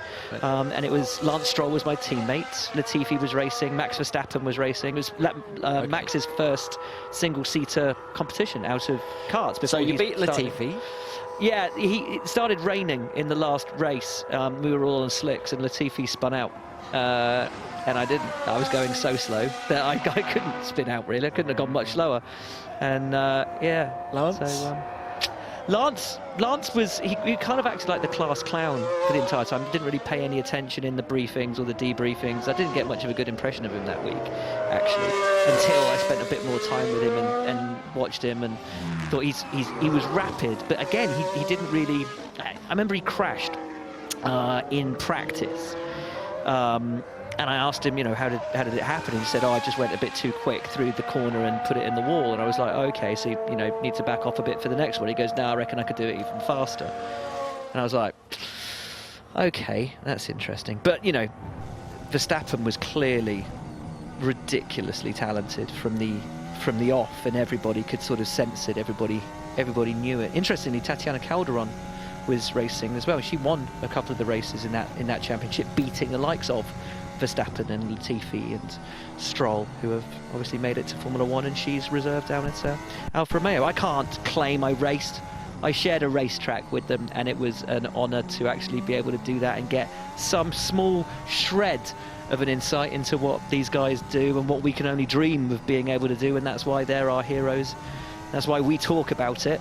No, I'm sensing some false modesty. No, I could you beat Nicholas Latifi. That's the reality of it. I can, you know, you look at, you know, we sit here, you know, alongside Jolyon Palmer, who achieved what every racing driver on earth wants to do. Achieved his boyhood dream of racing in Formula One. How many people can say that? To be one of the 20 greatest racing drivers in the world on his day. There were only 20 of you, mate, and you know, to achieve that is incredible, and that's why we do what we do, because we look up to these guys as being able to do something we could only dream of. I'm welling up, Jolyon, just listening to that. Yeah, it's a bit emotional. I thought you were talking about being in the F1 commentary box for a minute. All F1 drivers dream of this, and I thought, you know what, Will, 20 of us doing this. I'm living it out. We've got 41 minutes left to really soak up this moment. I was welling up at that. Let's hug it out. But you have raced Nicholas Latifi in the same team, haven't you? I actually raced him on track in GP2, but it was my final race weekend in GP2, and he was filling in, and it was his first ever weekend, and it's a tricky category to come into and do a good job, and I think he did all right, but I didn't see much of him. But I did see a lot of him when I was at Renault, because he turned up as a development driver, and he had a few days in the car. Don't think he might have had an FP1 or not. Sergei Sorokin was getting a few at the time, but Latifi certainly was having some test days, and I remember thinking that he might not be a superstar, and then he got in the car and I was impressed with what he did, and because at the time he wasn't front running in Formula 2, or he was sort of occasionally front running, and I thought he's maybe less experienced or hasn't quite got it just yet, but he got in the Formula 1 car and he was really impressive. And then after that, he obviously was title fighting in Formula 2 last year, and I think the whole Formula 1 process and Formula 2 process really helped him out. And I agree with George Russell, actually, that I think he is underrated, and I don't like to see people kind of writing him off before he's turned a wheel in Formula 1 as a race driver. Well, those are McLaren mechanics you can see on the screen, and our very own Ted Kravitz is somewhere very nearby. Ted. Hello, Tom. Hello, everybody. Yeah, just thought I'd come down to the pit lane for the last 45 minutes or so, and I was kind of expecting to see some pit stop practice, because a lot of people have got their gantries out. Red Bull are doing their pit stop practice. McLaren were going to do the pit stop practice as well, until they found out they needed to change the brakes on Lando Norris's car. So there you can see it, the front right being changed, and it's a bit tricky because the caliper sits at the bottom. So you can see the mechanic cradling the caliper with the pads while they rebuild the hub with the disc. while everybody goes about it. So you can't obviously let that caliper drop down to the bottom because that would be bad. So you can just see the mechanic with the new brake disc just crouching, positioned, slotted nicely in between the front wing and the nose of the car. It's a sort of mechanic's rear end size gap for that guy to sit very comfortably with the new brake disc before that goes on. So I'd say that this is the kind of job that takes at least another 10 minutes to do. So if McLaren are going to get out, do a bit of pit stop practice and complete Lando Norris's program for today, and what have we got, half an hour left or so, just over half an hour left, 38 minutes, 36 minutes or so. This might be quite tight, but in any case, we'll follow it and see what's going to go on. But I believe up and down the pit lane, there's lots of work going on. And while I've been researching Development Corner, guys, I've made a discovery together with F1 Digital with the Tech Tuesday feature that, Will, you do, don't you? Is Will there? Yes, hello. Yes. Have you let them in on the Red Bull double bulkhead yet, or do you want to save that till No, I Tech haven't. No, well, it was on Tech Talk lunchtime today with Sam Collins. I haven't let the guys know, actually. We haven't really talked about it. Just tease it. So essentially, Red Bull have done something which no other team has done, and appears to be a novelty in Formula One, which is a double bulkhead. It's required a change in the steering column geometry. Appears to be incredibly novel and new, yeah, Sam Collins discusses it in depth in the show, and can't wait to talk more about it. Ted, you know a lot about it, I'm sure, having brought it just up, and we'll be able to hear about that from you later today. But it's a fascinating one, isn't it? Yeah, I've been taking a look at it, but I shall not steal your thunder. No. On that. So you, what's it called? Not Tech Friday. Tech Talk. Tech Talk. Sorry. Is it not usually Tech Tuesday? No, we do Tech Talk all the way through the week. We have a Wednesday, right, okay. Tuesday, Tuesday, Friday, Wednesday, Thursday, Friday. So you've thrown me off. It's all the Tuesdays. All right. So it's Tech Talk, and where can everybody find it? F1 TV later today. Okay, cool. Does it make an appearance on the website later? On F1.com. That's way above my pay grade, mate. Right. All right, good. Thanks, Ted. So is this a game changer? Do you know what it might be? It's they've had to completely change the entire layout of the front part of the tub. So essentially, we're not sure if it's a shorter steering column or they've actually had to angle the steering column down, but they've moved the initial bulkhead back what appears to be a clear 3 inches, and then there's a secondary bulkhead in front of it. So yeah. How on earth do we know this? How does Sam Collins know this? Well, when you take the nose off, if you look at where everything is placed, where everything's going in, it shouldn't be where it is, and everything's misplaced and mismatched as to where it should be in the chassis. Eagle-eyed. Very eagle-eyed. Yeah. So now, you wanted to say something earlier, Johnny, didn't you, when we were looking at the McLaren? Yeah, I was just going to say Lando Norris, whether he completes his program or not with 36 minutes to go, he's only done 36 laps, so he's getting something out of the program. And really, the two that have lost out a lot of track time, Kevin Magnussen's had a day written off here, but Norris is another one of those drivers going into second year, still not a huge amount of experience. Latifi's going into first year, he's on 54 laps, but this is a whole day for Latifi. I mean, how long does it take a driver, Joe, to get his head around a new car? I mean, at what point do you feel ready to go into a qualifying session with one of these cars? How much... I'm always told by you guys can tell within 5 laps whether a car is good or bad with the balance, from a balance point of view, but when are you ready to really push the limits? How much running do you actually need? Well, you can push the limits immediately or within a few runs, but then it's building up a bank of knowledge on what changes you can do, what small tweaks you can do at the wheel, and if you modulate the brake pedal, or just the real nuances of driving, and how does that change things. And if you've got a problem with oversteer, understeer, going through a load of setup parameters and figuring out when you're in a Q1, which will be Williams' big thing, you'd imagine, to try and break into Q2 this year. When Nicholas Latifi's done his first run of Q1 and he's picked up a bit of oversteer, in a certain corner in Melbourne, he'll come in, and if he'd have done a load of about 200 more laps, then he might have been able to find a fix or know in his own head this happened on day 3 of the first week in Barcelona. And I'll tell you what we did this change to fix it, and that's quite good. And this is in Q1 when there's a real pressure moment, you've got a few mins to fix something, or in an FP session as well. But when you don't have that, you can push the car to the limits, but you're just much more in a grey area on what you can do to improve things. And as a rookie, the more mileage you get in a Formula 1 car, the better anyway. Always learning. Always learning, as there is Nicholas Latifi. Now, how long do we think it took Williams to replace that power unit? It appeared to be 5 hours, because his engine went bang pretty much as I went on line with K-Mag, which was midday, and he went out around about 5 o'clock. Yeah, so that's extremely long. So they must have found something else wrong, or found it very difficult to change that power unit for whatever reason, because Sebastian Vettel also has had a PU change after that earlier failure, and he's done 78 laps to Latifi's 56, 22 laps difference, but 5 hours is... It's a long old time. Too long. But for a first change, I guess you get quicker, don't you, as the season goes on? It's not a first change, because these cars haven't changed drastically since, and the power units haven't changed.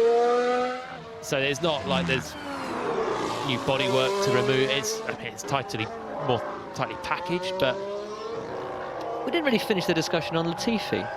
I think he's quite underestimated as well. He's one of those drivers that in the junior formulas didn't really blow you away as being instantly, you know, a perceived mega, but he's been a hard worker, and as Jolyon said, he was fighting for the championship last year. Whether he's one of those drivers that kind of gains his experience and gains competitiveness and, you know, the tools that he needs to fight the longer he's in a championship, I'm a little unsure. But yeah, he's no slouch. Let's put it that way. As we're looking at, look at the Flovis on. I don't think there's enough on it. there's so much on it that it must be difficult to see what it is actually doing. Now, why doesn't anybody come out with a neon car, right? Neon car, black logos, that'd stand out. How would you do Flovis? What colour? Well, you just use normal paint. Well, maybe. Ted, over to you. What do you got? Yeah, there are some new bits on this Alfa Romeo Sauber front wing. That's why they've absolutely covered it in aero paint. It's only, I know it looks like it's all over, it's been sprayed all over the barge boards and the side of the car. It actually hasn't. The paint started off life only on the front wing. So look at where it's gone, and you can see on the side of the car as it comes by our cameras, look at where all that paint has gone, and that gives you an idea, a totally brilliantly visual idea of what happens when the air hits that front wing and where it goes, where it's directed from it. Now, the other thing I'd tell you is about Daniel Ricciardo, because after that delay in the garage, he's gone out on a brand new set of tyres, fresh tyres for the Renault, for Danny Ric, and I expected to see a hot lap from him, but let's see what happens. But yeah, so new bits on the Alfa Romeo Sauber, and let's see what's happening with Daniel Ricciardo. Okie doke, and I'm guessing a lot of photographers, spy photographers, will be taking pictures of that Alfa. No, wait, this time of night, mate, they're all getting a rear shot. Actually, they're all getting a golden sunset rear shot. They're not going to see any of the flow. It'll ruin all their beautiful shots. That's true. It is. There's Flovids on that. There's Flovids on that Renault as well. The UV stuff that they're using on the Red Bull and the Mercedes. You can just see the slight bluey tinge on the, not that side, on the other side of it. Just there. Now, and he's had a spin, hasn't he? There we go. He's clearly pushing because he's on the very soft tyres. So that's the tricky turn 13 that's got so many drivers out over the course of this week. Ricciardo there was going quickly though. He was 1.1 seconds up on his personal best heading into the final sector, where normally the softer tyres would give you a bigger hit of grip in that final sector, where there's a lot of low-speed traction zones and you pick up a lot more from the rear end there. So 18.8 minus 1.1 would be a 17.7, minus another chunk for that final sector, and he's going to be slotting in somewhere similar to his teammate and topping the midfield if he hadn't have looped it down at turn 13. But that's much more encouraging if wasted in the end with that spin. But tell you what, good job to get him out, and it obviously wasn't a big failure from the engine, because it was a precautionary change, as they said, or precautionary stop, as they said, to prevent something worse happening, and they've got out, and that's important for Ricciardo. Do you think we can read too much into just, is that car, you know, he's on the softest compound, but starting to lean on it, and as you say, a lot of positives to come from that lap, but equally it did get away from him, and difficult on the limit. But Hamilton missed his lap with that corner. He didn't spin it completely, but he was also on a lap that was going to put him quite close to Bottas at the top of the times, and he had a huge slide that got wide, and then he had another slide and lost his lap completely. Ricciardo had the similar thing at the similar moment, but did spin it. Conditions, the wind picks up in the afternoon, and the temperature gets up as well, both of which make that final sector, particularly turn 13, tricky, and that's where we've seen the two guys really this afternoon on a soft tyre making a bit of a hash of it. Yeah, and as we just see on our screens, that the brakes have been replaced on Lando Norris's car, and he's heading out in the McLaren. So they've done a great job to get out with, what do we got, just under half an hour to go here at Barcelona on this final day, final afternoon now of this first 3-day test. So much excitement coming into this test session. New cars, new drivers, but as I look at the timesheets in front of me, it is still the two Mercedes at the top of the timesheets. And interesting that Daniel Ricciardo, who we're looking at here, despite that spin and flat spotting those tyres, is continuing on. Are we surprised? He needs laps. He needs laps now, and he did no damage really by having that spin. If that was in any other session on a Grand Prix weekend, he'd carry on definitely. And with 27 minutes left, I think Renault just need to keep him out there. He was on the C4 tyre, so that's the soft compound. It's not the absolute softest, which Bottas and Hamilton have both used for their session topping times, as displayed there. But yeah, he's got to try and get the laps in. The thing is, the second lap, which he's just completed, he improved his personal best lap just, but you lose so much performance from those soft tyres on the second lap. On top of that, he's had a spin, and he's a bit cautious in the final sector as well. So it's not been the smoothest of runs, this one, for Ricciardo, but at least the team could see the potential that was there in that lap that he didn't quite get the final two corners in. And look, Joe, as we follow Lewis Hamilton around the track, what can you tell us? What are you seeing with your racing driver's eye? And I suppose I should be asking Will this as well, racing driver man. Oh, shush. But what are you seeing from that car? He's the expert at slicks in the damp, I think. When we get those conditions, then we'll fire it over there. Oh, man, I'm never going to live that down. We've lost him now. But when you look at that Mercedes, Joe, what is it telling you, the body language of the car? The first thing you want to see from a car in testing is consistency and rear stability on turn-in. That's the absolute key to having a base platform for a car, and that's generally what the Mercedes has. The Ferrari also looks like it's got it as well. But then the Mercedes got a good sharp turn-in with that as well. It's got a good change of direction with a fairly stable rear end. It's the inconsistency at the rear that Williams was suffering with massively last year. I was suffering it in my 2016 Renault days, and the drivers lose so much confidence. You can't attack the corners, and it's really difficult to give feedback because you don't know what's going to happen at various corners. For the Mercedes, it's got a much more settled rear, which is the baseline. But I went out on track, I can't even remember if it was yesterday or the day before, it's all become a blur. But the final chicane is interesting because you can see the front end and how quickly the car rotates, basically. And to me, the Ferrari just looked like it was understeering a little bit more. It might be because it had a load more fuel in, which makes it slightly sluggish and change of direction. That's what fuel does. It makes the car harder to stop, harder to accelerate, harder to turn. But the Mercedes just looked like it was able to change direction much more quickly. And in the chicane is obviously exaggerated because it's a quick left, right, and then the sooner you get it turned, the sooner you can get on the gas. It's a very together car. And what's interesting is when you look at how it was this morning in the cooler temperatures, Valtteri was really fighting it this morning. You know, the team clearly ahead of the curve with a lot of their rivals who aren't looking at making sort of major setup plays until next week, but clearly Mercedes already starting to dial it in, starting to go for those quick laps of 15.7, just a couple of tenths shy of what Bottas did when he took pole here back for the Grand Prix last year. So they are, you know, they're massively on it. And when you hear already Ferrari saying we are behind our rivals, we're behind Mercedes, we're behind Red Bull, we are nowhere near as confident as we were this time last year. Perhaps that's a good thing because they were overconfident this time last year, but Ferrari know they're on very much on the back foot, and with a lot of people that I've spoken to these last 24 hours suggesting they may even find themselves behind Racing Point. Under promise, over deliver. I'm starting to sound like Jackie Stewart. You're right, absolutely right about Valtteri Bottas actually earlier on. It was in the first hour, wasn't it? He was out on the C2s, the hard tyres, and it was the first and only real run that I've seen the Mercedes really scrabbling around for rear grip. Skittish, wasn't it? Yeah, it looked really not very nice in that run. But that was on the hard tyres in cool temperatures. Every time you go a step softer on tyre compound, you pick up more grip generally, but particularly more grip at the rear. So potentially having a more oversteer balance early on.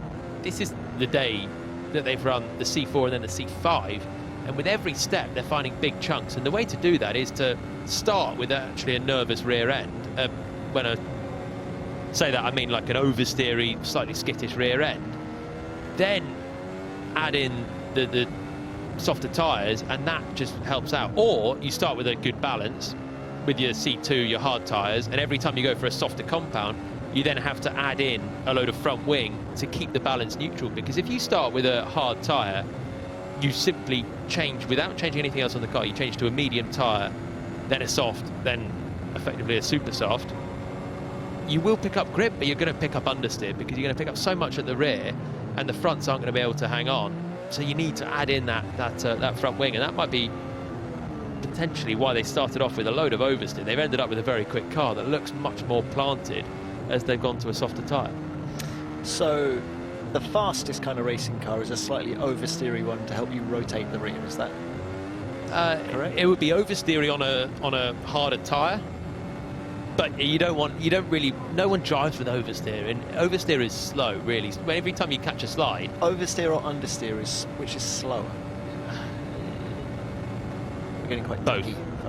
You want to be as close to minimising both as you can, and it depends driver to driver which one you can deal with better. Every time you watch an onboard of a pole lap, by the way, the onboards of the pole laps for years, no one makes a correction. They just drive it and they turn in, and then they turn out, and then they turn into the next corner. And it's so rare you watch a pole lap and there's a correction, and if there is, there's a loss of time there. That's what it was like in your Renault, wasn't it? No correction. We watched one of my qualifying laps from 2017 in the Renault yesterday, and I tell you what, there was about 1,000 corrections per corner. It was the ugliest lap I've seen. But times they've changed. But yeah, but I actually, when I was at Renault, I used to watch the pole laps, and I've been so impressed with how smooth and how well handling the car was. And the one that we watched yesterday was an absolute horror show of a lap. And generally, I was trying to achieve the same thing as well. But the balance and the front cars just seems so hooked up, on the edge of a little bit of understeer, probably. But yeah, really, really hooked up, and so few corrections compared to the good old days when everyone was lodging it everywhere with barrels of opposite lock. As a driver, you're so car dependent. Can you learn anything from looking at other drivers' onboard laps? Or yeah, you can. What kind of stuff are you learning? Generally, you can actually learn things just purely the racing lines that people are taking. Maybe I say this more because I was a rookie, particularly in my first year. I would always go through the onboard laps from the sessions and see. When I went to Montreal, I mean, Montreal's such a tricky circuit, loads of curves. Some you can take, some you can't take. And I was just watching everyone to see what they're doing, because you actually need to figure it all out pretty quickly. But the one thing you've got to be very careful with is certain cars can take certain curves that doesn't mean that your car can as well. But then also what they're doing at the wheel in terms of switch changes, what tools are they using to try and go quicker as well. And then the rest of it, the balance, you can't really learn. You can look and think, oh, that looks nice. But yeah, bits and bobs on the lines. Look here, this corner, turn 13, that was not a particularly great view of it. Max Verstappen had a spin day one because he dropped 2 wheels in the gravel on the left-hand side. He's still going right out to the left-hand side, using all that green painted tarmac on the left. Sebastian Vettel does the same in the Ferrari.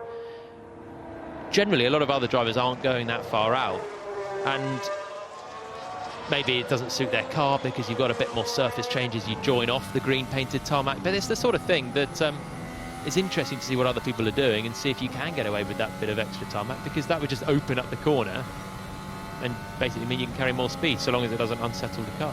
Okay, so I mean, me watching Roger Federer play tennis, I learn nothing because it's just so different. And do you do a one-handed backhand? I do actually. That's you're subconsciously learning. But I mean, but you in a Renault looking at an in-car lap from a Mercedes. Yeah, look at Lewis here. He's not turning in from the green stuff on the outside there. He's turning in there with 2 wheels on the curb. But Max is going another metre to the left-hand side. He knows this place pretty well, Lewis, so that's not necessarily teaching him how to drive, but it's just interesting to get ideas from other people and what sort of tricks they're doing. Does that come with confidence in the car? Do you not need to open up the radius of the corner more because, I mean, obviously you want to carry more speed through, but if you've got the confidence like Lewis has to be able to take that corner at that speed and know that it's going to hold, and Max maybe wanting just to open it up a little wider to go through. But you would open it as wide as you possibly can because it's not a flat-out corner. So why isn't Lewis opening it wider than he is? Because presumably for Lewis, there's 2 factors. Firstly, when Max opened it up, you actually start off by, to open it up, you turn slightly left and you point the car out. So you actually give yourself more cornering to do sometimes. Secondly, there's that surface change. If it was just the track, if it was asphalt all the way out, and then the curb where the gravel is, everyone would be out there. But because there's a surface change where, we'll get round to it in a minute hopefully, there's a surface change from the where the curbing is to the green painted tarmac, that can unsettle the car, and it's already a tricky corner, this one. Here we go. So he's on the curb, and then he's just turning in from pretty much not even on the curb, but the curb's obviously rumbled as well, and you can lose contact patch and a bit of grip from that. Talking about turning the car then and sort of unsettling it, do you think Max is still driving an open wheel car like he used to drive a kart? Is he still doing the kart style? Oh, has Lewis done a fuel? No, he's just sitting in third.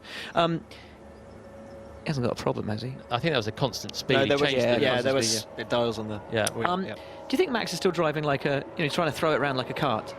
Get in, chuck it, just give it a little nudge and chuck it in, rather than, that kind of clear, methodical. It's all the same. It's all the same thing. It's just a matter of. I mean, there is the question of chuck it in, how aggressively you turn into the car, into the corner. But this is simply a case of where you're turning in from. And Max is just, it's basically racing 101 is the racing line. You want to start as wide as you can, apex in the middle, exit as wide as you can.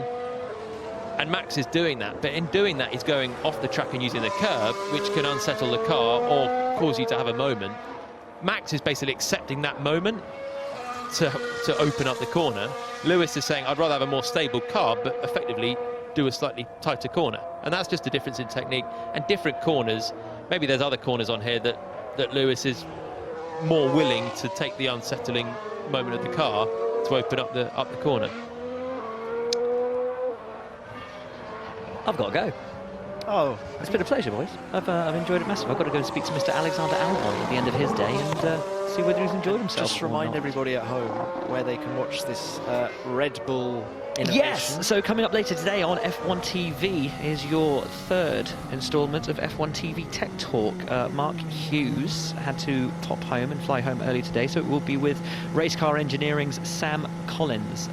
Wonderful insight he gave, and we spoke to McLaren's technical director James Key, which was great for an insight into the McLaren, his thoughts on Mercedes' DAS system, and also what he makes of the pink Mercedes and the threat that Racing Point may play towards them this season. Paddock Pass also coming your way. First test wrap-up on your normal F1 social media channels. We leave you in the very competent hands of Alex Jakes. Have fun, mate. Thank you, Will. I'll see you all next week. See you when we do it all over again into the final 15 minutes. Laps completed on the left-hand side. Bottas with 65, Hamilton with 66, Ocon with 76, Stroll 106, then Kvyat on 62, Antonio Giovinazzi, that is a shift he has put in there, 151, and in 7th, Verstappen, 86 laps. Here is Antonio Giovinazzi, Alex Albon, 71, Gasly, 56, Sainz, 76, Grosjean, 48, then Vettel on 91. An eventful day for Ferrari, and then Norris on 41, and Ricciardo on Ricciardo 85, Latifi 65, Magnussen on 4. Off you go, Julian. Yeah, Ricciardo's about to make an 86, and there he goes. That's Ricciardo then, new set of tyres. Couldn't see if that was a C4 or a C5, but yeah, that was number 86, back into the pits, and improved the first and second sector by a smidgen from that lap that he had the spin on, and this time he managed to put in a tidier third sector as well, launches himself up into 7th place, 1 minute 17.5, 4 tenths away from Esteban Ocon, and might make him slightly happier with just 13 minutes to go. Let's check in for one last time in this first test with Ted Kravitz, who's back in the pit lane.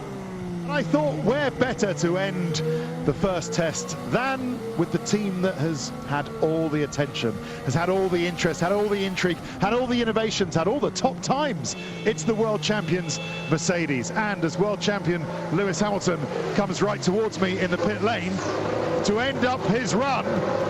You've got to say it's a very happy end of test for them.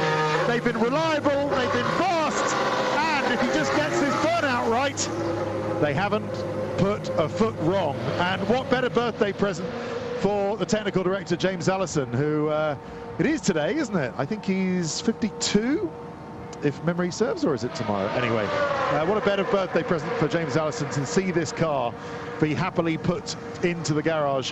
Who knows for the last time in this test with what, 10 minutes, 12 minutes to go. But whether it's DAS or whether it's the rear suspension, whether it's the engine, whether it's the aero package, whether it's the drivers, nothing has gone wrong. The long runs have been pretty solid, bordering on the spectacular, haven't they? Valtteri Bottas doing constant 121s earlier, Lewis Hamilton even dipping into the 120s on the long runs as well, and the short runs haven't been bad either. It's the whole package, and yeah, hats off. Let's see if they can keep that up going into the second test. But well, what have you made of it, guys? I'm off. I'll see you on Tuesday next week, Wednesday next week. But with Mercedes, what have you made of it? Been very impressed, Ted. Thank you very much. You can join Ted and also Rachel Brooks live in the paddock for the story so far, coming up in about 11 minutes and 22 seconds time, where they will be reviewing the best of today's action and getting the verdict from inside the paddock at the end of this first test. Okay, not too far to go for this first test. We're slowly but surely losing members of our team before the end of this, aren't we? Yeah. You're going to be left holding the fort on your own in 10 minutes' time. Everyone peels off bit by bit. And this is what we're all building up to. The 2020 FIA Formula One World Championship race calendar, with China postponed, but the races that we do have ready to go. Gentlemen, where are we looking forward to going to? What's your pick? We'll start with you, Tom. Well, Australia, obviously, because that's the first time we see them go in anger properly. So I love Saturday of Melbourne, the first qualifying session. I'm going to pick 2. I'm going to pick Bit by bit. And this is what we're all